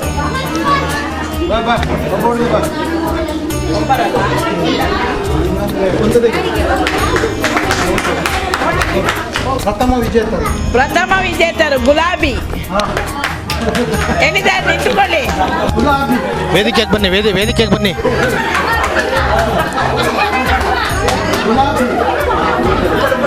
ಎಲ್ಲಿ ಗುಲಾಬಿ ಒಂದು ತೆಗಿ, ಒಂದು ಒಳಗಿಂದ ಒಂದು ಕೊಡು ಕೊಡು. ಪ್ರಥಮ ವಿಜೇತರು. ಪ್ರಥಮ ವಿಜೇತರು. ಪ್ರಥಮ ವಿಜೇತರು. ಅನಿತಾ.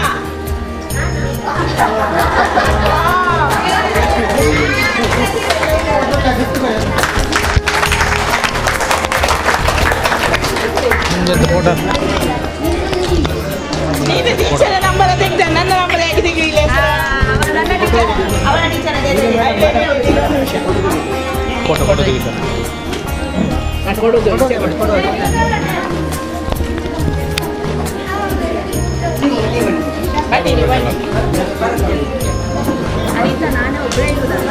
ಬೇರೆ ಅನಿತಾ ಇಲ್ಲಲ್ಲ? ಇಲ್ಲ, ನೀವೇ. ಒಂದೇ. ನಾನೇ ಹೆಸರು ಕೊಡು.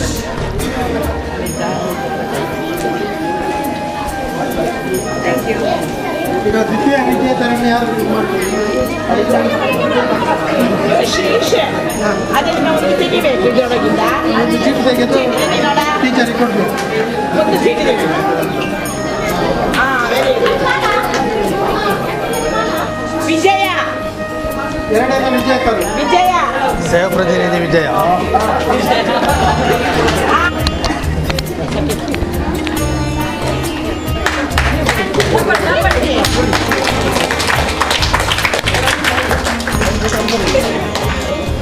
ವಿಜಯನ ಫೋಟೋ ತೆಗಿಲಿಕ್ಕೆ ಎಷ್ಟು ಅಂತ ನೋಡಿ. ಅದು ಕೂತ್ಕೊಂಡಲ್ಲೇ ತೆಗಿಸಿ. ನಾಲ್ಕು ಜನ ಇದ್ದಾರೆ. ರಿಫಾ. ರಿಫಾ. ರಿಫಾ. ರಿಫಾ ಯಾರು? ರಿಫಾ. ರಿಫಾ. ಡಿಫೈರು ಬಾ ಬಾ ಬಾ.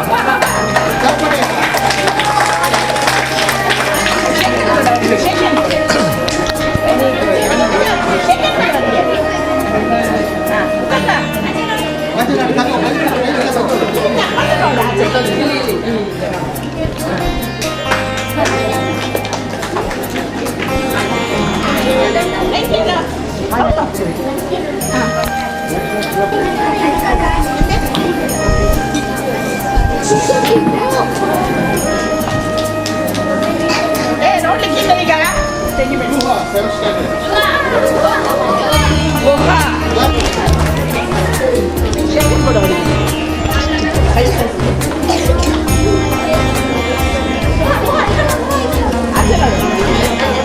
ಎರಡು ಕೈಯಲ್ಲಿ ಅಚ್ಚ ನೋಡು. Thank you. ಹೌದು. ಮೂರನೇ ವಿಜೇತರು.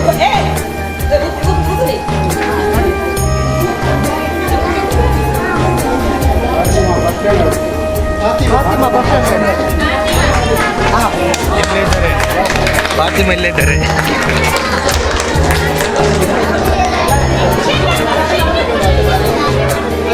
ಅಲ್ಲಲ್ಲಿ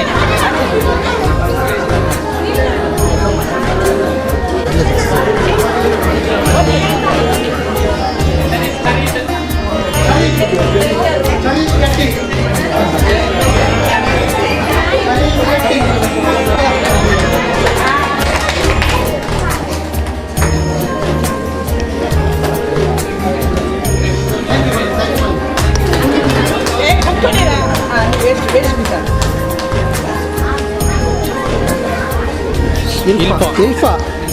ಸ್ಟ್ಯಾಂಡರ್ಡ್ ಅಲ್ಲಿ ಕ್ಯಾಮರಾ ನೋಡಿ, ಕ್ಯಾಮರಾ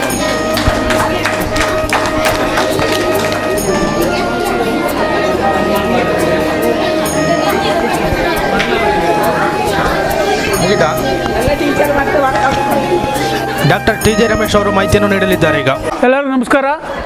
ವೇದಿಕೆಯಲ್ಲಿರ್ತಕ್ಕಂಥ ಗಣ್ಯರೇ ಹಾಗೂ ವೇದಿಕೆ ಮುಂಭಾಗಿರ್ತಕ್ಕಂಥ ರೈತ ಬಾಂಧವರೇ ಹಾಗೂ ಮಕ್ಕಳೇ, ಶಾಲೆಯ ಮಕ್ಕಳೇ, ಇವತ್ತಿನ ಕಾರ್ಯಕ್ರಮ ಒಂದು ಒಳ್ಳೆಯ ಕಾರ್ಯಕ್ರಮ. ಯಾಕೆಂತಂದರೆ ಮಕ್ಕಳಿಗೆ ಕೃಷಿಯ ಬಗ್ಗೆ ಮತ್ತು ಇಂಧನ ಉಳಿತಾಯದ ಬಗ್ಗೆ ಮಾಹಿತಿ ನೀಡ್ತಕ್ಕಂಥದ್ದು ಕಾರ್ಯಕ್ರಮ ಭಾಳ ಒಳ್ಳೆಯ ಕಾರ್ಯಕ್ರಮ. ಯಾಕೆಂತಂದರೆ ಯಾರಾದರೂ ಮಕ್ಕಳು ನಾವು ಕೇಳಿದಾಗ ಅನ್ನ ಎಲ್ಲಿಂದ ಬರ್ತದೆ ಅಂತ ಹೇಳಿದ್ರೆ ಮಕ್ಕಳಿಗೆ ಗೊತ್ತಿಲ್ಲ.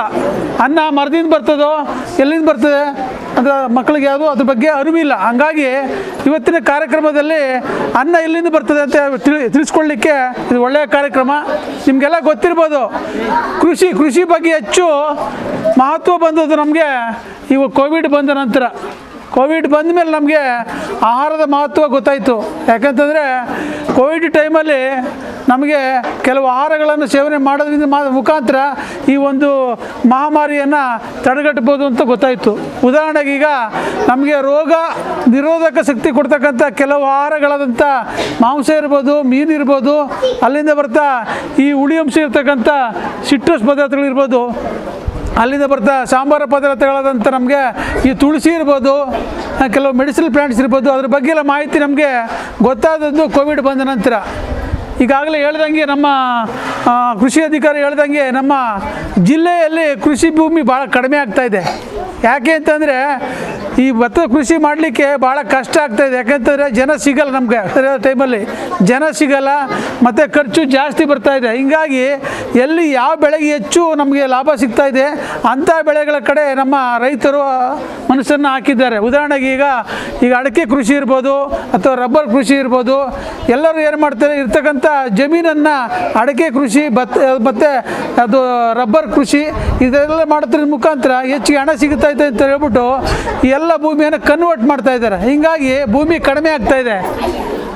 ಆದರೂ ಸಹ ಭೂಮಿ ಕಡಿಮೆ ಆಗ್ತಿದ್ರು ಸಹ ಈ ಒಂದು ಇರ್ತಕ್ಕಂಥ ಭೂಮಿಯಲ್ಲಿ ಉತ್ಪಾದನೆ ಜಾಸ್ತಿ ಮಾಡೋಕ್ಕೋಸ್ಕರ ನಮ್ಮ ಕೃಷಿ ವಿಜ್ಞಾನ ಕೇಂದ್ರದಿಂದ ಹಲವಾರು ತಳಿಗಳನ್ನು ಪರಿಚಯ ಮಾಡಿದ್ದೀವಿ. ಉದಾಹರಣೆಗೆ ನಮ್ಮ ವಿಜ್ಞಾನಿಗಳು ಹೇಳ್ದಂಗೆ ಸಹ್ಯಾದ್ರಿ ಬ್ರಹ್ಮ ಇರ್ಬೋದು, ಸಹ್ಯಾದ್ರಿ ಕೆಂಪು ಪಂಚಮುಖಿ ಇರ್ಬೋದು, ಸಹ್ಯಾದ್ರಿ ಕೆಂಪು ಮುಕ್ತಿ ಇರ್ಬೋದು, ಇವೆಲ್ಲ ತಳಿಗಳನ್ನು ನಮ್ಮ ಕೃಷಿ ವಿಜ್ಞಾನ ಕೇಂದ್ರದ ಮುಖಾಂತರ ನಾವು ರೈತರಿಗೆ ಬಿಡುಗಡೆ ಮಾಡಿ ಇರ್ತಕ್ಕಂಥ ಕಡಿಮೆ ಜಮೀನು ಸಹ ಹೆಚ್ಚು ಉತ್ಪಾದನೆ ಮಾಡಿ ಉಪಯೋಗ ಮಾಡಲಿಕ್ಕೆ ಅನುಕೂಲ ಮಾಡಿಕೊಟ್ಟಿದ್ದೀವಿ. ಈಗ ಕೃಷಿ ಅಂದರೆ ಏನು ಗೊತ್ತಾ ನಿಮಗೆ? ಕೃಷಿ ಅಂದರೆ ಏನು ಮಕ್ಕಳೇ? ಕೃಷಿ ಅಂದರೆ ಏನು?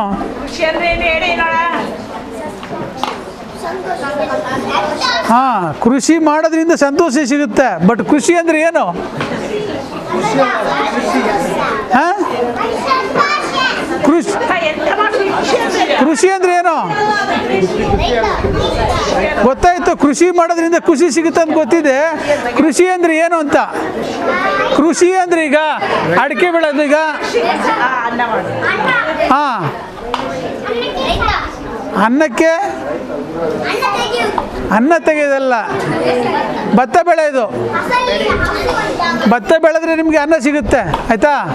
ಕೃಷಿ ಅಂದರೆ ಬೆಳೆಗಳನ್ನೇ ಬೆಳೆಯೋದು. ಈಗ ನೋಡಿ, ಅಡಿಕೆ ಕೃಷಿ ಮಾಡ್ತಾಯಿದ್ವಿ, ಇದು ಒಂದು ಕೃಷಿ. ಈಗ ಭತ್ತ ಬೆಳೆಯೋದು, ಭತ್ತ ಕೃಷಿ. ಮತ್ತು ಹಾಂ, ಅದು ತೋರಿಸ್ತೀನಿ ನಮಗೆ. ಈಗ ಕೃಷಿ ಮಾಡಿದ್ರೆ ನಿಮ್ಗೆ ಏನೇನು ಅನುಕೂಲ ಆಗುತ್ತೆ? ನಿಮಗೆ ಬೇಕಾದ ಈಗ ಬೆಳಗ್ಗೆ ನೀವು ಮನೆಯಿಂದ ಬರ್ಬೇಕಾದ್ರೆ ಏನು ಊಟ ಮಾಡ್ಕೊಂಡು ಬಂದ್ರಿ? ಹಾಂ, ಏನು ಊಟ ಮಾಡಿದ್ರಿ ಬೆಳಗ್ಗೆ? ಹಾಂ, ಏನು ಊಟ ಮಾಡಿದ್ರಿ ಬೆಳಗ್ಗೆ? ಹಾಂ, ಏನು ತಿಂಡಿದ್ರಿ? ಹಾಂ, ದೋಸೆ. ದೋಸೆ ಯಾವ್ದ್ರಿಂದ ಬರುತ್ತೆ? ದೋಸೆ ಯಾವ್ದ್ರಿಂದ ಬರುತ್ತೆ? ದೋಸೆ ಹಾಂ, ಅಕ್ಕಿ ಯಾವ್ದ್ರಿಂದ ಬರುತ್ತೆ? ಭತ್ತದಿಂದ ಬರುತ್ತೆ. ಸೊ ಅದರಿಂದ ನಾವೇನು ಬೆಳಗ್ಗೆ ಎದ್ದ ತಕ್ಷಣ ಊಟ ಮಾಡ್ತೀವಿ, ಆ ಊಟನ ಉತ್ಪತ್ತಿ ಮಾಡೋರೇ ಕೃಷಿಕರು ನಮಗೆ, ಆಯಿತಾ? ನಮ್ಮ ಕೃಷಿಕರು ನಮ್ಮ ಭೂಮಿಯಲ್ಲಿ ಕೆಲಸ ಮಾಡಿದ್ರೆ ನಮಗೆ ಆಹಾರ ಉತ್ಪಾದನೆ ಆಗುತ್ತೆ. ಇಲ್ಲಾಂದರೆ ನಮ್ಗೆ ಆಹಾರ ಸಿಗಲ್ಲ. ಹಂಗಾಗಿ ನಾವು ಕೃಷಿಕರಿಗೆ ಹೆಚ್ಚು ಗೌರವನ ಕೊಡಬೇಕು. ಹಿರಿಕರು ಆಗಿರ್ತಕ್ಕಂಥ ಪ್ರಗತಿಪರ ಕೃಷಿಕರಿಗೆ ನಾವು ಇವತ್ತಿನ ಕಾರ್ಯಕ್ರಮದಲ್ಲಿ ಹೆಚ್ಚು ನಾವು ಮರ್ಯಾದೆ ಕೊಡಬೇಕು ಮತ್ತು ಗೌರವ ಕೊಡಬೇಕು. ಯಾಕಂತಂದರೆ ಅವರು ಬೆಳಗ್ಗೆ ಎದ್ದು ಕೃಷಿ ಭೂಮಿಗೆ ಹೋಗಿ ಅಲ್ಲಿ ಕೆಲಸ ಮಾಡಲಿಲ್ಲ ಅಂತಂದರೆ ನಾವು ಬೇಕಾದ ಆಹಾರ ಉತ್ಪಾದನೆ ಆಗಲ್ಲ. ಹಾಗಾಗಿ ನಾವು ಹಸಿವಿಂದ ಇರಬೇಕಾಗುತ್ತೆ. ಹಾಗಾಗಿ ಅವ್ರಿಗೆ ಮರ್ಯಾದೆ ಕೊಡಬೇಕು. ಮತ್ತೀಗ ಕೃಷಿ ಮಾಡೋದ್ರಿಂದ ನಮಗೆ ಆಹಾರ ಉತ್ಪಾದನೆ ಆಯಿತು, ಜೊತೆಗೆ ಏನು ಸಿಗುತ್ತೆ? ಕೃಷಿ ಮಾಡೋದ್ರಿಂದ ನಮ್ಗೆ ಬೇಕಾದ ಆಹಾರ ಉತ್ಪಾದನೆ ಆಯಿತು, ಮತ್ತು ಇನ್ನೇನು ಸಿಗುತ್ತೆ? ಕೃಷಿಯಿಂದ ನಮಗೆ ಏನು ಇಳುವರಿ ಬರುತ್ತೆ ಅದನ್ನು ನಮಗೆ ಎಷ್ಟು ಬೇಕೋ ಅಷ್ಟು ನಾವು ಇಟ್ಕೊಂಡು ಬೇರೆಯವ್ರಿಗೆ ಅದನ್ನು ಮಾರಾಟ ಮಾಡ್ಬೋದು. ಮಾರಾಟ ಮಾಡೋದ್ರಿಂದ ಏನಾಗುತ್ತೆ? ನಮಗೆ ಅದರಿಂದ ಹಣ ಸಿಗುತ್ತೆ. ನಮಗೆ ಈ ಹಣ ಸಿಗೋದ್ರಿಂದ ಏನಾಗುತ್ತೆ? ಬೇರೆ ಖರ್ಚುಗಳಿಗೆ ನಮ್ಗೆ ಅನುಕೂಲ ಆಗುತ್ತೆ. ಈಗ ಮನೆಗೆ ಬೇಕಾದ ತರಕಾರಿ ಇರ್ಬೋದು, ದಿನಸಿಗಳಿರ್ಬೋದು, ಅದನ್ನು ತರಲಿಕ್ಕೆ ಈ ಹಣ ಉಪಯೋಗ ಆಗುತ್ತೆ. ಜೊತೆಗೆ ಮನೆ ಕಟ್ಟಲಿಕ್ಕೆ ಇರ್ಬೋದು, ಮಕ್ಕಳನ್ನು ವಿದ್ಯಾಭ್ಯಾಸ ಮಾಡಿಸ್ಲಿಕ್ಕೆ ಇರ್ಬೋದು, ಇವೆಲ್ಲ ರೀತಿ ಕೃಷಿಯಿಂದ ನಮಗೆ ಎಲ್ಲ ಬರುತ್ತೆ. ನೋಡಿ, ಈಗ ಅಡಿಕೆ ಹಾಕಿದ್ದಾರೆ. ಈಗ ಅಡಿಕೆನೀಗ ಮಾರಾಟ ಮಾಡಿದ್ರೆ ಹಣ ಬರುತ್ತೆ, ಅದನ್ನು ಮಾರಾಟ ಮಾಡಿ ಮನೆ ಕಟ್ಟಿಸ್ತಾರೆ, ಇದ್ರ ಗಾಡಿ ತಗೊಳ್ತಾರೆ, ಮಕ್ಕಳು ಓದಿಸ್ತಾರೆ. ಹಿಂಗಾಗಿ ಕೃಷಿ ನಮಗೆ ಜೀವನಕ್ಕೆ ಆಧಾರವಾದ ಒಂದು ಕಸುಬು, ಆಯಿತಾ. ಅದರಿಂದ ಕೃಷಿಯನ್ನು ನಾವು ವೈಜ್ಞಾನಿಕ ರೀತಿಯಲ್ಲಿ ಮಾಡಬೇಕು. ನಿಮಗೆಲ್ಲ ಗೊತ್ತಿರ್ಬೋದು, ಈಗ ಈ ಭತ್ತದ ನೇಜಿ ಎಲ್ಲ ಮಾಡಿದ್ಮೇಲೆ ಮೊದಲೆಲ್ಲ ಏನು ಮಾಡ್ತಿದ್ರು, ಮೊದಲೆಲ್ಲ ಜನಗಳನ್ನ ಮಹಿಳೆಯರೆಲ್ಲ ಸೇರ್ಕೊಂಡು ಅದನ್ನು ನಾಟಿ ಮಾಡ್ತಿದ್ರು ಅಲ್ವಾ, ನೋಡಿದ್ದೀರಾ? ಮೊದಲೆಲ್ಲ ಜನಗಳಿಂದ ನಾಟಿ ಮಾಡಿಸ್ತಾಯಿದ್ರು. ಹಾಗೇನಾಗ್ತಿತ್ತು, ಜನ ಜಾಸ್ತಿ ಬೇಕಾಯಿತು, ಮತ್ತು ಒಂದು ದಿವಸದಲ್ಲಿ ಆಗ್ತಕ್ಕಂಥ ಕೆಲಸ 4-5 ದಿವಸ ಆಗ್ತಿತ್ತು. ಈಗ ಹಂಗಲ್ಲ, ಈಗ ಏನಾಗಿದೆ, ಕೃಷಿಯಲ್ಲಿ ಸುಧಾರಣೆ ಆಗಿದೆ, ಯಂತ್ರಗಳು ಬಂದಿದೆ, ನಾಟಿ ನೆಡಲಿಕ್ಕೆ ಯಂತ್ರಗಳು ಬಂದಿದೆ. ಆ ಯಂತ್ರಗಳ ಮುಖಾಂತರ ಮಾಡೋದ್ರಿಂದ ಏನಾಗುತ್ತೆ, ನಮಗೆ ಭಾಳ ಬೇಗ 1 ವಾರದಲ್ಲಿ ಆಗ್ತಕ್ಕಂಥ ಕೆಲಸವನ್ನು ಒಂದೇ ದಿವಸದಲ್ಲಿ ನಾಟಿ ಮೆಷಿನ್ನು ಮಾಡಿ ಆ ಕೆಲಸನ ಮುಗಿಸುತ್ತೆ. ಹೀಗಾಗಿ ನಮಗೆ ಯಂತ್ರೋಪಕರಣ ಭಾಳ ಈಗ ಪ್ರಮುಖವಾದದ್ದು. ಮತ್ತು ಈಗ ನಮ್ಮ ಕೃಷಿ ವಿಜ್ಞಾನ ಕೇಂದ್ರದಲ್ಲಿ ಹಲವಾರು ವಿಷಯಗಳ ಬಗ್ಗೆ ಮಾಹಿತಿ ನೀಡ್ತಕ್ಕಂಥ ವಿಜ್ಞಾನಿಗಳಿದ್ದಾರೆ. ಇವತ್ತು ಹೆಂಗೆ ನಿಮಗೆ ಭತ್ತದ ಕೃಷಿ ಬಗ್ಗೆ ಮಾಹಿತಿಯನ್ನು ನೀಡಿದರು, ಅದೇ ರೀತಿ ನಮ್ಮ ಕೃಷಿ ವಿಜ್ಞಾನ ಕೇಂದ್ರದಲ್ಲಿ ವಿವಿಧ ವಿಷಯಗಳ ಬಗ್ಗೆ ಮಾಹಿತಿ ನೀಡ್ತಕ್ಕಂಥ ವಿಜ್ಞಾನಿಗಳಿದ್ದಾರೆ. ಈಗ ನಿಮಗೆ ಭತ್ತದಲ್ಲಿ ಬರ್ತಕ್ಕಂಥ ರೋಗ ಇರ್ಬೋದು, ಅದರ ಬಗ್ಗೆ ವಿಷಯ ನೀಡ್ತಕ್ಕಂಥ ವಿಜ್ಞಾನಿಗಳಿದ್ದಾರೆ. ಮತ್ತು ಮಣ್ಣು ಅದು ನಮಗೆ ಒಳ್ಳೆ ಗುಣಮಟ್ಟದ್ದು ಅಲ್ವೋ, ಕೃಷಿ ಮಾಡ್ಬೋದು ಇಲ್ವೋ, ಅದ್ರ ಬಗ್ಗೆ ಮಾಹಿತಿ ನೀಡ್ತಕ್ಕಂಥ ವಿಜ್ಞಾನಿಗಳಿದ್ದಾರೆ. ಮತ್ತು ಅಲ್ಲಿಂದ ಬರ್ತಾ ಈ ಕೋಳಿ ಸಾಕಾಣಿಕೆ, ಮೀನು ಸಾಕಾಣಿಕೆ ಬಗ್ಗೆ ಮಾಹಿತಿ ನೀಡ್ತಕ್ಕಂಥ ವಿಜ್ಞಾನಿಗಳಿದ್ದಾರೆ. ಹಾಗಾಗಿ ಕೃಷಿ ಮತ್ತು ಕೃಷಿಯೇತರ ಚಟುವಟಿಕೆಗಳ ಬಗ್ಗೆ ಮಾಹಿತಿಯನ್ನು ನೀಡ್ತಕ್ಕಂಥ ವಿಜ್ಞಾನಿಗಳು ನಮ್ಮ ಕೃಷಿ ವಿಜ್ಞಾನದಲ್ಲಿ ಕೆಲಸ ಮಾಡ್ತಾ ಇದ್ದಾರೆ. ಹಾಗಾಗಿ ಅವರು ನಿಮಗೆ ವಿವಿಧ ವಿಷಯಗಳ ಬಗ್ಗೆ ಮಾಹಿತಿ ಬೇಕು ಅಂದರೆ ನಾವು ನಿಮ್ಮ ಹಳ್ಳಿಗೆ ಬಂದು ನಾವು ಮಾಹಿತಿ ಕೊಡ್ತೀವಿ. ಇಲ್ಲಾಂದರೆ ನಮ್ಮ ಕೃಷಿ ವಿಜ್ಞಾನ ಕೇಂದ್ರಕ್ಕೆ ಕರೆಸಿ ನಿಮಗೆ ಯಾವ ವಿಷಯದ ಬಗ್ಗೆ ಮಾಹಿತಿ ಬೇಕು ಅದನ್ನು ನಾವು ನಿಮಗೆ ವೈಜ್ಞಾನಿಕ ರೀತಿಯಲ್ಲಿ ನಾವು ಕೊಡ್ತೀವಿ, ಆಯಿತಾ. ಅಂದರೆ ಒಟ್ಟಾರೆ ಹೇಳೋದಾದ್ರೆ ನಮ್ಮ ಕೃಷಿ ವಿಜ್ಞಾನ ಕೇಂದ್ರದಿಂದ ವಿವಿಧ ಬೆಳೆಗಳಿಗೆ ಬೇಕಾದಂಥ ವೈಜ್ಞಾನಿಕ ಮಾಹಿತಿಯನ್ನು ಕೊಟ್ಟು ನಿಮಗೆ ಹೆಚ್ಚು ಇಳುವರಿ ಬರಲಿಕ್ಕೆ ಸಹಾಯ ಮಾಡಿ, ಆದಾಯ ಬರಲಿಕ್ಕೆ ಜಾಸ್ತಿ ಸಹಾಯ ಮಾಡ್ತೀವಿ ನಾವು, ಆಯಿತಾ. ಮತ್ತು ಅದೇ ರೀತಿ ಈಗ ಯಾರಾದರೂ ಮಹಿಳೆಯರಿದ್ದು ಸ್ವಉದ್ಯೋಗ ಮಾಡಲಿಕ್ಕೆ ಆಸಕ್ತಿ ಇದ್ದರೆ ಅಂಥವ್ರಿಗೆ ನಾವು ನಮ್ಮ ಕೃಷಿ ವಿಜ್ಞಾನ ಕೇಂದ್ರದಲ್ಲಿ 6 ದಿವಸದ ಒಂದು ತರಬೇತಿಯನ್ನು ಕೊಡ್ತೀವಿ.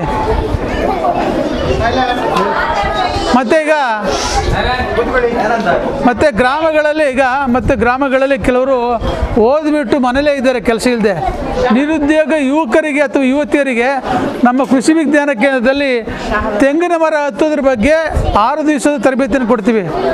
ಆ ತರಬೇತಿಯಲ್ಲಿ ಊಟದ ವ್ಯವಸ್ಥೆ, ಸರ್ಟಿಫಿಕೇಟು ಮತ್ತು ಮೆಷಿನ್ನು ಸಹ ನಾವು ಫ್ರೀಯಾಗಿ ಕೊಡ್ತೀವಿ. ಸೊ ಆದರೆ KVKL ಈಗಾಗಲೇ ಆಲ್ಮೋಸ್ಟ್ ನಾವು 230 ಜನ ನಿರುದ್ಯೋಗ ಯುವಕರನ್ನು ತರಬೇತಿ ಕೊಟ್ಟಿದ್ದೀವಿ. ಅದರಲ್ಲಿ ಸುಮಾರು 30-40 ಯುವಕರು ಅದನ್ನು ಸ್ವಉದ್ಯೋಗ ತಗೊಂಡು ಈಗ ಅದರಿಂದ ನಾವು ಆದಾಯವನ್ನು ಪಡಿತಾ ಇದ್ದಾರೆ. ಉದಾಹರಣೆಗೆ ನಮ್ಮ ಈ ಮುಲ್ಕಿಯಲ್ಲಿ ಹೋದರೆ ಅನುಷ್ ಅಂತ ಒಬ್ಬ ಯುವಕ ಸುಮಾರು ತಿಂಗಳಿಗೆ 30-40 ಸಾವಿರ ರೂಪಾಯಿ ಸಂಪಾದನೆ ಮಾಡ್ತಿದ್ದಾರೆ. ಇದರಿಂದ ಏನಾಯಿತು, ಈ ತರಬೇತಿಯಿಂದ ಏನಾಯಿತು ಅಂದರೆ, ನೀವು ಗ್ರಾಮಗಳಲ್ಲಿ ಏನೋ ಗೊತ್ತಾ, ಕಾಯಿ ಕೀಳಲಿಕ್ಕೆ ಜನ ಸಿಗಲ್ಲ. ಇದರಿಂದ ಏನಾಯಿತು, ಕಾಯಿ ಕೀಳಲಿಕ್ಕೆ ಇಲ್ಲಿ ನಮಗೆ ಸಿಕ್ತಂಗಾಯಿತು, ಜೊತೆಗೆ ಯುವಕರಿಗೆ ಒಂದು ಉದ್ಯೋಗ ಅವಕಾಶ ಕಲ್ಪಿಸ್ದಂಗಾಯಿತು. ಆ ರೀತಿ ತರಬೇತಿ ಕೊಡ್ತಾಯಿದ್ದೀವಿ. ಮತ್ತು ಕೆಲವರಿಗೆ ಈಗ ಮಹಿಳೆಯರಿಗೆ ಈಗ ಯಾವುದು ಸ್ವಉದ್ಯೋಗ ಮಾಡಲಿಕ್ಕೋಸ್ಕರ ಕೆಲವು ಈಗ ತರಬೇತಿಗಳಿರ್ಬೋದು. ಈಗ ಅಂದರೆ ಉದಾಹರಣೆಗೆ ಈಗ ಹಣ್ಣುಗಳಿಂದ ಜ್ಯೂಸ್ ಮಾಡೋದಿರ್ಬೋದು, ಹಪ್ಪಳ ಮಾಡೋದಿರ್ಬೋದು, ಸಂಡಿಗೆ ಮಾಡೋದಿರ್ಬೋದು, ಉಪ್ಪಿನಕಾಯಿ ಮಾಡೋದಿರ್ಬೋದು. ಅದ್ರ ಬಗ್ಗೆ ನಾವು ಒಂದು 6 ದಿವಸದ ಒಂದು ವೃತ್ತಿಪರ ತರಬೇತಿ ಸಹ ನಮ್ಮ ಕೃಷಿ ವಿಜ್ಞಾನ ಕೇಂದ್ರದಲ್ಲಿ ಕೊಡ್ತೀವಿ. ಆಸಕ್ತರು ಬೇಕಾದ್ರೆ ನಮ್ಮನ್ನು ಸಂಪರ್ಕಿಸಿ ಮಾಹಿತಿಯನ್ನು ಪಡ್ಕೋಬೋದು. ಅಷ್ಟೇ ಸಾಕು ಇನ್ನೇನು ಹೇಳಲಿಕ್ಕೆ, ಯಾರು ಇದು ಮಾಡಲ್ಲ ಎಷ್ಟು. ಮತ್ತು ಈಗ ಈ ತರಬೇತಿ ಆದ ನಂತರ ನಾವು ನಮ್ಮ ಭತ್ತದ ಗದ್ದೆಗೆ ಹೋಗೋಣ.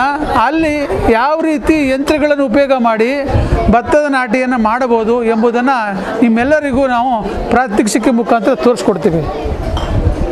ಮತ್ತು ಈ ಒಂದು ಕಾರ್ಯಕ್ರಮ ಒಳ್ಳೆಯ ಕಾರ್ಯಕ್ರಮ, ಯಾಕಂದರೆ ಈಗ ಹೆಚ್ಚಿನ ಮಕ್ಕಳ ನೋಡ್ತೀವಿ. ಮೊದಲಂಗಲ್ಲ, ಈಗ ನಾವು ತಂದೆ ತಾಯಿಯವರು ಮಕ್ಕಳಿಗೆ ಊಟ ಕೊಟ್ಟರೆ ಅದರಲ್ಲಿ ಒಂದು 30% ವೇಸ್ಟೇ ಮಾಡಿಬಿಡ್ತಾರೆ. ನಾವು ಮೊದಲೆಲ್ಲ ಹಂಗಿಲ್ಲ, ನಾವೇನು ಮಾಡ್ತೀವಿ, ಏನೇ ಊಟ ಕೊಟ್ಟರು ಸಹ ಎಲ್ಲ ಫುಲ್ಲು ಕ್ಲೀನಾಗಿ ಅದನ್ನು ಸೇವನೆ ಮಾಡಿ ತಟ್ಟೆಯಲ್ಲಿ ಒಂದು ಅಗಳು ಇರಲಿಲ್ಲ, ಆ ರೀತಿ ಮಾಡ್ತಿದ್ವು. ಈಗಲೂ ಅವ್ರು ಹಂಗಿಲ್ಲ. ಈಗಿನ ಮಕ್ಕಳಿಗೆ ಊಟದ ಬಗ್ಗೆ ಊಟದ ಒಂದು ಮಹತ್ವದ ಬಗ್ಗೆ ಹೆಚ್ಚು ಇದಿಲ್ಲ, ಕಾಳಜಿ ಇಲ್ಲ. ಊಟ ವೇಸ್ಟ್ ಮಾಡ್ತಾರೆ, 30% ವೇಸ್ಟ್ ಮಾಡ್ತಾರೆ. ಊಟ ಭಾಳ ನಮ್ಮ ಅವಶ್ಯಕವಾದ ಒಂದು ಆಹಾರ ಅಂತ ಗೊತ್ತಿಲ್ಲ, ಇಟ್ಟಂಥ ಪ್ಲೇಟಲ್ಲಿ ಅದನ್ನು ವೇಸ್ಟ್ ಮಾಡ್ತಾರೆ, ಹಂಗೆ ಎಸಿತಾರೆ. ಸೊ ವೇಸ್ಟ್ ಮಾಡಬಾರ್ದು, ಯಾಕಂದರೆ ನೀವು ಅದನ್ನು ವೇಸ್ಟ್ ಮಾಡದೆ ಇಟ್ಕೊಂಡ್ರೆ ಬೇರೆ ಇನ್ನೊಬ್ರಿಗೆ ಯಾರಿಗೆ ಹೊಟ್ಟೆ ಹಸಿವಾಗಿದೆ ಅವ್ರು ಕೊಡ್ಬೋದು. ನಾವು ಆಹಾರನ ವೇಸ್ಟ್ ಮಾಡೋದು ಭಾಳ ಪಾಪ ಅದು. ಹಂಗಾಗಿ ನಿಮ್ಗೆ ಎಷ್ಟು ಬೇಕು ಮನೇಲಿ ಅಷ್ಟು ಊಟನ ಕೇಳಿ ನೀವು ಪಡಿಬೇಕು. ಯಾಕಂದರೆ ನಾನು ನೋಡಿದ್ದೀನಿ ತಂದೆ ತಾಯಿಗಳು ಅಷ್ಟೇ ಒಂದು ಸರಿ ಹಾಕ್ಬಿಡ್ತಾರೆ ಊಟನ. ಯಾಕಂದರೆ ಮೊದಲೆಲ್ಲ ಏನಾಗ್ತಿತ್ತು, ಆಗಿನ ತಾಯಂದಿರು 2-3 ಸರಿ ಹಾಕ್ತಿದ್ರು, ಕೇಳಿ ಹಾಕ್ತಿದ್ರು. ಈಗಲೂ ಅವ್ರು ಹಂಗಿಲ್ಲ, ಒಂದು ಸರಿ ಹಾಕ್ಬಿಟ್ಟು ಅವ್ರು ಕೆಲಸ ಮಾಡ್ತಾ ಇರ್ತಾರೆ. ಹಿಂಗಾಗಿ ಏನು ಮಾಡ್ತಾರೆ ಮಕ್ಕಳು, ಒಂದು ಸರಿ ಹಾಕಿದ್ಮೇಲೆ ಜಾಸ್ತಿ ಆಗುತ್ತೆ, ತಿನ್ನೋಕ್ಕೆಲ್ಲ ಬಿಟ್ಬಿಡ್ತಾರೆ. ಮೊದಲು ಹಂಗಿರ್ತಿರಲಿಲ್ಲ. ಆಗಿನ ತಾಯಂದಿರು ಏನು ಮಾಡ್ತಿರೋ, ಸ್ವಲ್ಪ ಹಾಕೋರು, ತಿಂದಾದ್ಮೇಲೆ ಸ್ವಲ್ಪ ಬೇಕಪ್ಪ ಅಂತ ಕೇಳ್ತಿರು, ಇನ್ನೂ ಸ್ವಲ್ಪ ಹಾಕೋರು. ಹಿಂಗಾಗಿ ವೇಸ್ಟೇಜ್ ಕಡಿಮೆ ಇರ್ತಿತ್ತು. ಈಗ ವೇಸ್ಟೇಜ್ ಜಾಸ್ತಿ ಇದೆ. ಸೊ ಅದರಿಂದ ಎಲ್ಲ ಮಕ್ಕಳು ಸ್ವಲ್ಪ ಆಹಾರದ ಬಗ್ಗೆ ಹೆಚ್ಚು ಮಹತ್ವ ಕೊಡಬೇಕು, ಅದಕ್ಕೆ ಬೆಲೆ ಕೊಡಬೇಕು. ಯಾಕಂತಂದರೆ ಭಾಳ ಅದು ವೇಸ್ಟ್ ಮಾಡಬಾರ್ದು ಯಾರು, ಅದ್ರ ಬಗ್ಗೆ ಮಾಹಿತಿ ಕೊಡಬೇಕು, ಅದೊಂದು ಇಂಪಾರ್ಟೆಂಟು. ಯಾಕಂದರೆ ಮಕ್ಕಳಿಗೆ ಮತ್ತು ಆದಷ್ಟು ಈಗಿನ ಆಹಾರ ನೀವು ಎಲ್ಲ ನಾನು ನೋಡ್ತೀವಿ, ಎಲ್ಲ ಮಕ್ಕಳಿಗೆ ಮನೆ ಊಟ ಮಾಡೋದೇ ಕಡಿಮೆ. ನಾವು ನೋಡ್ತೀವಿ, ಈಗ ನಮ್ಮಲ್ಲೂ ನಮ್ಮ ಹುಡುಗ ಇದ್ದಾನೊಬ್ಬ, ಆಯಿತಾ, ಮನೆ ಊಟ ಮಾಡೋದೇ ಕಡಿಮೆ. ಯಾಕಂದರೆ ಆದಷ್ಟು ಜಂಕ್ ಫುಡ್ಸ್ಗಳು, ಈಗ ಚಿಪ್ಸ್ ಇರ್ಬೋದು, ಕುರ್ಕುರೆ ಇರ್ಬೋದು, ಇದನ್ನೇ ತಿಂತಾರೆ. ಹಿಂಗಾಗಿ ಮನೇಲಿ ಮಾಡಿದ ಊಟನ ತಿನ್ನೋದೇ ಇಲ್ಲ. ಹಿಂಗಾಗಿ ಏನಾಗ್ತದೆ, ಈಗ ಮಕ್ಕಳಲ್ಲಿ ರೋಗ ನಿರೋಧಕ ಶಕ್ತಿ ಕಡಿಮೆ ಆಗಿ ರೋಗಗಳು ಬರೋದೇ ಜಾಸ್ತಿ ಆಗ್ತಾಯಿದೆ. ಯಾಕಂದರೆ ಹೊರಗಡೆ ತಿಂತಕ್ಕಂಥ ಜಂಕ್ ಫುಡ್ಸ್ ಏನಿದೆ ಅದರಲ್ಲಿ ಪೋಷಕಾಂಶಗಳಿಲ್ಲ, ಏನೂ ಇಲ್ಲ. ಸೊ ಅದನ್ನೆಲ್ಲ ಬಿಟ್ಟಾಕ್ತದೆ. ಆದಷ್ಟು ತಂದೆ ತಾಯಂದಿರು ಮಕ್ಕಳಿಗೆ ಮನೆ ಊಟ ಮಾಡಲಿಕ್ಕೆ ಪ್ರಯತ್ನ ಮಾಡಿಸ್ಬೇಕು. ಹೊರಗಡೆ ತಿಂಡಿಯನ್ನು ಕೊಡಬಾರ್ದು ಯಾವಲ್ವ. ಈ ಚಿಪ್ಸ್ ಇರ್ಬೋದು ಅಥವಾ ಕುರ್ಕುರೆ ಇರ್ಬೋದು, ಅದನ್ನೆಲ್ಲ ಕೊಡ್ಸೋಕೆ ರಮೇಶ್ ಅವರು ಕೊಟ್ಟಿರ್ತಾರೆ. ಕಾರ್ಯಕ್ರಮದ ಮುಂದುವರೆದ ಭಾಗ ಭತ್ತದ ಗದ್ದೆಯಲ್ಲಿ ಪ್ರಾತ್ಯಕ್ಷಿಕ ಮಾಹಿತಿ. ಎಲ್ಲರೂ ಗದ್ದೆಗೆ ಹೋಗುವ, ಸಾಲಾಗಿ ಹೋಗುವ, ಆಯಿತಾ ಮಕ್ಕಳೆಲ್ಲ ಸಾಲಾಗಿ ಹೋಗುವ. ಬಾಲಮ್ಮ ಬಾಲಮ್ಮ ಬೆಂದ್ರ ಕೊಟ್ಟ್ಯ ನೂರಂಡಲು ಬಾಲಮ್ಮ ಬಾಲಮ್ಮ ಅರ್ಗಂಜಿ ಕೊಟ್ಟ್ಯ ಸೇರಂಡಲು ಬಾಲಮ್ಮ ಬಾಲಮ್ಮ ಸಸ್ಯಕ್ಕಲು ತಗೊಂಡೇರೆ ಬಾಲಮ್ಮ ಬಾಲಮ್ಮ ತೆಕ್ಕು ಸುಲೆ ಪೊಣ್ಣಯ್ಯೆ ಬಾಲಮ್ಮ ಬಾಲಮ್ಮ ಬಾಲಮ್ಮ ಬಾಲಮ್ಮ ಬಾಲಮ್ಮ ಬಾಲಮ್ಮ ರಮೇಶ ನಾಡೆ ಬೋಂಡಲೆ ಬಾಲಮ್ಮ ಬಾಲಮ್ಮ ಮೊಯ್ನ ಕೌಲು ತಗೊಂಡೆ ಆನಡು ಪೊರ್ಲು ಇರತ್ತೆ ಬಾಲಮ್ಮ ಬಾಲಮ್ಮ ಪೊನ್ನಡು ಪೊರ್ಲು ಯಾನತ್ತೆ ಬಾಲಮ್ಮ ಬಾಲಮ್ಮ ಮೊಯ್ನ ಕೌಲು ತಗೊಂಡೇರೆ ಬಾಲಮ್ಮ ಪ್ರಾರ್ಥನೆ ಪ್ರಾರ್ಥನೆ ಓಮಿ ತಂಜಿ ಮೇರಿ ಅಂದಾಲೋ ಕೋಡಂಡ ಬಾಲೆ ಬಾಲೆ ಪುಲಿಯೇ ಓಯಿ ಸಾರೆ ಪಾರತಿ ಉದ್ಯ ತೇರೆ ಬಾಲೆ ಬಾಲೆ ಪುಲಿಯೇ ಓ ಬೇಗನೆ ಕಾಂಡಲ ಕರಿ ಸರೆ ಬಾಲೆ ಬಾಲೆ ಪುಲಿಯೇ ಓ ಕೆರೆ ನೆ ಅವಳು ತೋಡ ದೇರೆ ಬಾಲೆ ಬಾಲೆ ಪುಲಿಯೇ ಓ ಮದನಿ ಕಾಂಡಂಗಿ ಬೇಗಲನ ಬಾಲೆ ಬಾಲೆ ಪುಲಿಯೇ ಓ ಕೈ ಕರ ಮೊನಂಗಿ ದೆಕ್ಕೆರವಳು ಬಾಲೆ ಬಾಲೆ ಪುಲಿಯೇ ಓ ಒಂಜಾಲ ಪೋತೇರಿ ಸೊರರು ಬಾಲೆ ಬಾಲೆ ಪುಲಿಯೇ ಒಂಜಾನ ತವರದ ಪೂವಂಡಲ ಬಾಲೆ ಬಾಲೆ ಪುಲಿಯೇ ಪೋತಿ ಕಿದ್ನ ಈ ಸರಗು ದೇವರಿಗೆ ಬಾಲೆ ಬಾಲೆ ಪುಲಿಯೇ ಓ ಬೇಗನೆ ಪತ್ತದೇರು ಪೂ ನವಲು ಬಾಲೆ ಬಾಲೆ ಪುಲಿಯೇ ಏರಿಯ ಪಾರ್ವತಿ ಗೆಂಡನಯೇ ಬಾಲೆ ಬಾಲೆ ಪುಲಿಯೇ ದೊಂಜಿ ಪೂನು ದಿಲಯೇ ಬಾಲೆ ಬಾಲೆ ಪುಲಿಯೇ ಓ ಮೇಲಾರ ಮೆಂಚಿಗೆ ಪೋತಾಳಲು ಬಾಲೆ ಬಾಲೆ ಪುಲಿಯೇ ಕಲೆ ಮೀದ ಬಾಯನ ದೈದಲಲು ಬಾಲೆ ಬಾಲೆ ಪುಲಿಯೇ ಆ ಪೂನು ನಾನದಿ ತಲವಲು ಬಾಲೆ ಬಾಲೆ ಪುಲಿಯೇ ಒಂಜಿದಿ ಕೊಂಡಲು ಬಾಲಮ್ಮ ಬಾಲಮ್ಮ ಬೆಂದ್ರ ಕೊಟ್ಟ್ಯ ನೂರಂಡಲು ಬಾಲಮ್ಮ ಬಾಲಮ್ಮ ಅರ್ಗಂಜಿ ಕೊಟ್ಟ್ಯ ಸೇರಂಡಲು ಬಾಲಮ್ಮ ಬಾಲಮ್ಮ ಸಸ್ಯಕ್ಕಲು ತಗೊಂಡೇರೆ ಬಾಲಮ್ಮ ಬಾಲಮ್ಮ ತೆಕ್ಕು ಸುಲೆ ಪೊಣ್ಣಯ್ಯೆ ಬಾಲಮ್ಮ ಬಾಲಮ್ಮ ಬಾಲಮ್ಮ ಬಾಲಮ್ಮ ಬಾಲಮ್ಮ ಬಾಲಮ್ಮ ರಮೇಶ ನಾಡೆ ಬೋಂಡಲೆ ಬಾಲಮ್ಮ ಬಾಲಮ್ಮ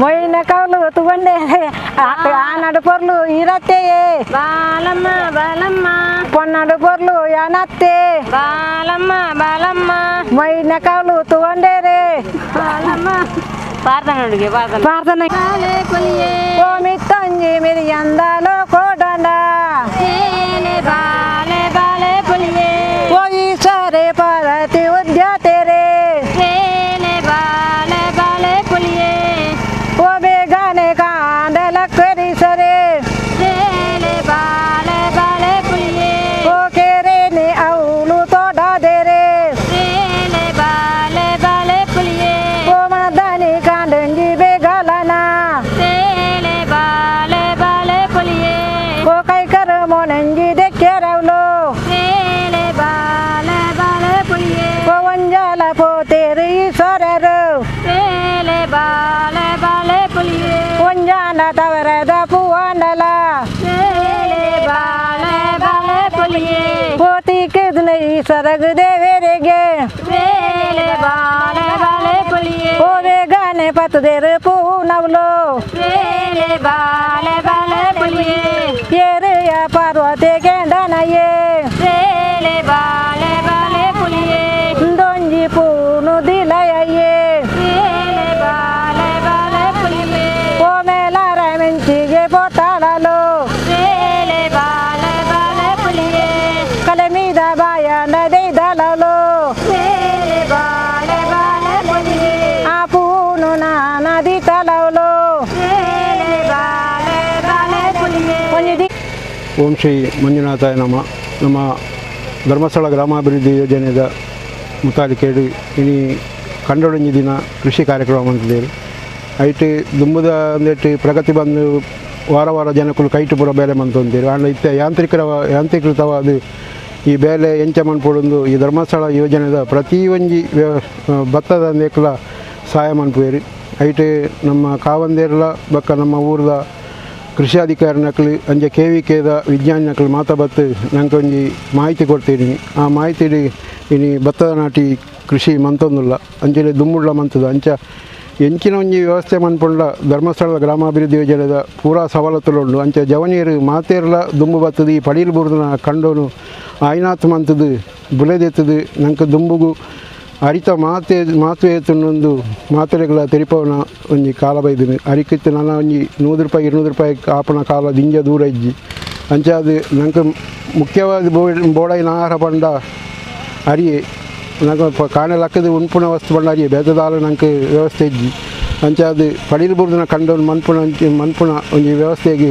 ಧರ್ಮಸ್ಥಳ ಗ್ರಾಮಾಭಿವೃದ್ಧಿ ಯೋಜನೆ ಟ್ರ್ಯಾಕ್ಟರ್ ಅವಾರ್ಡು ನಡ್ಪುಣ ಮಿಷನ್ ಅವಾರ್ಡು ಅಂಚೆನೆ ಪ್ರತಿ ಒಂಜಿ ಎಂಚಿನ ಕೇಯಿ ಕೊಯ್ಪುನ ವಿಷಯ ಕೇಯಿ ಕಟ್ಟುನ ವಿಷಯಗಳ ಪೂರಕ್ಲ ನಂಗೆ ಸಹಕಾರ ಮಂತೊಂದುಲ್ಲೇರು ಅಂಚೆನೆ ನಂಗೆ ಈ ಕಾರ್ಯಕ್ರಮಗೂ ಮಾತಾ ಅಧಿಕಾರನಕ್ಲ ಬತ್ತು ಸಹಕಾರ ಮಂತದ್ದು ನಮ್ಮ ಕಂಡೋಡಿ ಈ ಬುಲೆದೆಪ್ಪೇರು ನಂಗೆ ಅವಕಾಶ ಮಂತು ಕೊಡ್ತೇವೆ ಅಕ್ಲೇ ಮಾತಾ ಒಂದನೇ ಮಂತೊಂದು ಯಾನ ಗಡ್ಡ ಪಾತ್ರ ನಿಂತು ಓಂ ಶ್ರೀ ಮಂಜುನಾಥಯ ನಮ ಯಾನ್ ಧರ್ಮಸ್ಥಳ ಗ್ರಾಮಾಭಿವೃದ್ಧಿ ಯೋಜನೆ ಸಾಧಾರಣ ಒಂದು 20 ವರ್ಷದ ಬೊಕ್ಕ ಪ್ರಗತಿ ಬಂಧು ಸ್ವಸಹಾಯಂಗೋಡು ಕೆಲಸ ಮಂತೊಂದುಲ್ಲೆ ಇಂತೆ ಒಂದು 10-12 ವರ್ಷ ಯಾನು ಸೇವಾ ಪ್ರತಿನಿಧಿ ಅದು ಕೆಲಸ ಮಂತೊಂದುಲ್ಲೆ ಅಂಡ ಎಂಕ್ಲೆ ಒಂಜಿ ವೆರಿ ಇಂಟ್ರೆಸ್ಟ್ ಬಂದ ಒಂಜಿ ನಮ್ಮ ಗದ್ದೆ ಓವು ಪಡಿಲು ಭೂಮಿ ಉಂಡು ಇನ್ನು ನಾಡ್ದು ಬತ್ತದು ಎಂಕ್ಲೆ ಒಂಜಿ ಯಂತ್ರಡು ನಾಟಿ ಮಂತದ್ದು ಕಟಾವು ಮಂತು ಕೊಡ್ಪುಣಂಚಿನ ಅಂಚಾದ ಎಂಕ್ಲೆ ಸಾಧಾರಣ 10-12 ವರ್ಷದ ಬೊಕ್ಕ ಈ ಒಂಜಿ ಕೆಲಸಗೂ ಎಂಗೆ ಜತ್ತದ ಅಂಡ ಈತಿನೊಟ್ಟ ಸುಮಾರು ಒಂಜಿ 100-150 ಮತ್ತು 200 ಎಕರೆ ಮುಟ್ಟ ಎಂಕ್ಲೆ ನಾಟಿ ಯಂತ್ರ ನಾಟಿ ಮಂತದ್ದು ಮಾತ್ರೆಗ ಒಂಜಿ ಬೋರ್ಡ್ ನಿಂತಂಡ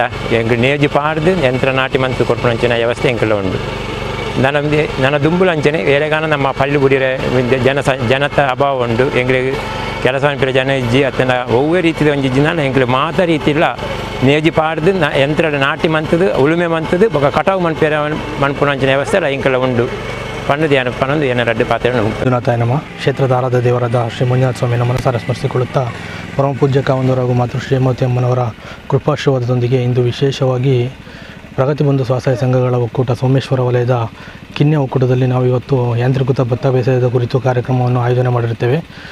ಈ ಒಂದು ಕಾರ್ಯಕ್ರಮದಲ್ಲಿ ಆಸಕ್ತ ರೈತರನ್ನು ಆಯ್ಕೆ ಮಾಡಿ ಅವರಿಗೆ ಭತ್ತದ ಬೇಸಾಯದ ಕುರಿತು ಭಾಳಷ್ಟು ಮಾಹಿತಿಯನ್ನು ಕೃಷಿ ವಿಜ್ಞಾನ ಕೇಂದ್ರದ ವಿಜ್ಞಾನಿಗಳಾದ ಡಾಕ್ಟರ್ TJ ರಮೇಶ್ ಹಾಗೂ ಹರೀಶ್ ಶಣೆ ಅವರ ಕಡೆಯಿಂದ ಮಾಹಿತಿಯನ್ನು ಕೊಡಿಸಿರ್ತೇವೆ. ಸುಮಾರು ಇತ್ತೀಚಿನ ದಿನಗಳಲ್ಲಿ ನಾವು ಕಾಣಬಹುದಾಗಿದೆ. 50 ಎಕರೆಯಷ್ಟು ಈ ಒಂದು ಪ್ರದೇಶದಲ್ಲಿ ಅಡಿಲು ಬಿದ್ದ ಗದ್ದೆಗಳನ್ನು ನಾವು ಇವತ್ತು ಕಾಣ್ತಾ ಇದ್ದೇವೆ. ಆದ್ದರಿಂದ ಶ್ರೀ ಕ್ಷೇತ್ರ ಧರ್ಮಸ್ಥಳ ಗ್ರಾಮಾಭಿವೃದ್ಧಿ ಈ ಒಂದು ವಿಚಾರದಲ್ಲಿ ಏನು ಕೆಲಸ ಮಾಡ್ತಿದೆ ಅಂತ ಹೇಳಿದರೆ, ಅಡಿಲು ಬಿದ್ದ ಗದ್ದೆಗಳಿಗೆ ನಾಟಿ ಮಾಡಿ ಮತ್ತು ರೈತರಿಗೆ ಉತ್ತಮ ಮಾಹಿತಿಯನ್ನು ಕೊಡುವಂಥ ಕೆಲಸವನ್ನು ಶ್ರೀ ಕ್ಷೇತ್ರ ಧರ್ಮಸ್ಥಳ ಗ್ರಾಮಾಭಿವೃದ್ಧಿ ಮಾಡ್ತಾ ಇದೆ. ದಕ್ಷಿಣ ಕನ್ನಡ ಕಂಟಿನ್ಯೂ ಇದೆಯಾ? ದಕ್ಷಿಣ ಕನ್ನಡ ಜಿಲ್ಲೆಯ ಮಂಗಳೂರು ತಾಲೂಕಿನಲ್ಲಿ ನಾವು ಈ ಒಂದು ಕೆಲಸವನ್ನು ಮಾಡ್ತಾ ಇದ್ದೇವೆ. ಯಾವುದೇ ರೈತರು ಕೂಡ ಈ ಒಂದು ಭತ್ತದ ಕೃಷಿ ಬಗ್ಗೆ ಆಸಕ್ತಿ ಇದ್ದವರು ನಮ್ಮನ್ನು ಸಂಪರ್ಕ ಮಾಡಬಹುದು. ನಾವು ಅವರಿಗೆ ನೇಜಿ ತಯಾರು ಮಾಡೋದರಿಂದ ಹಿಡಿದು ಮಿಷಿನ್ ನಾಟಿ ಮಾಡಿಕೊಡುವುದರ ತನಕ ನಾವು ಅವರ ಜೊತೆಗೆ ಇರ್ತೇವೆ. ಪ್ರತಿಯೊಂದು ಅವರಿಗೆ ಕಾಲಕ್ಕೆ ಯಾವುದು ಮಾಹಿತಿ ಬೇಕೋ ಅದನ್ನು ನಾವು ಆಸಕ್ತ ರೈತರಿಗೆ ಇಲಾಖೆಗಳಿಂದ ಮಾಹಿತಿಯನ್ನು ಕೊಡಿಸಿ ಮತ್ತು ಅವರಿಗೆ ಮಿಷಿನನ್ನು ಒದಗಿಸಿಕೊಡ್ತೇವೆ. CHSC ಕೇಂದ್ರಗಳು ನಮ್ಮಲ್ಲಿವೆ, ಯಂತ್ರೋಪಕರಣ ಕೇಂದ್ರಗಳು. ಅದರಲ್ಲಿ ತಮಗೆ ಬೇಕಾದಂಥ ಎಲ್ಲ ಯಂತ್ರೋಪಕರಣಗಳು ಈ ಒಂದು ಕೇಂದ್ರದಲ್ಲಿ ಸಿಗುತ್ತದೆ. ಮತ್ತು ನಾಟಿ ಮಿಷಿನು ಮತ್ತು ಭತ್ತದ ಕೊಯ್ಲಿನ ಮಿಷಿನ್ ಕೂಡ ನಮ್ಮಲ್ಲಿ ಸಿಗುತ್ತೆ.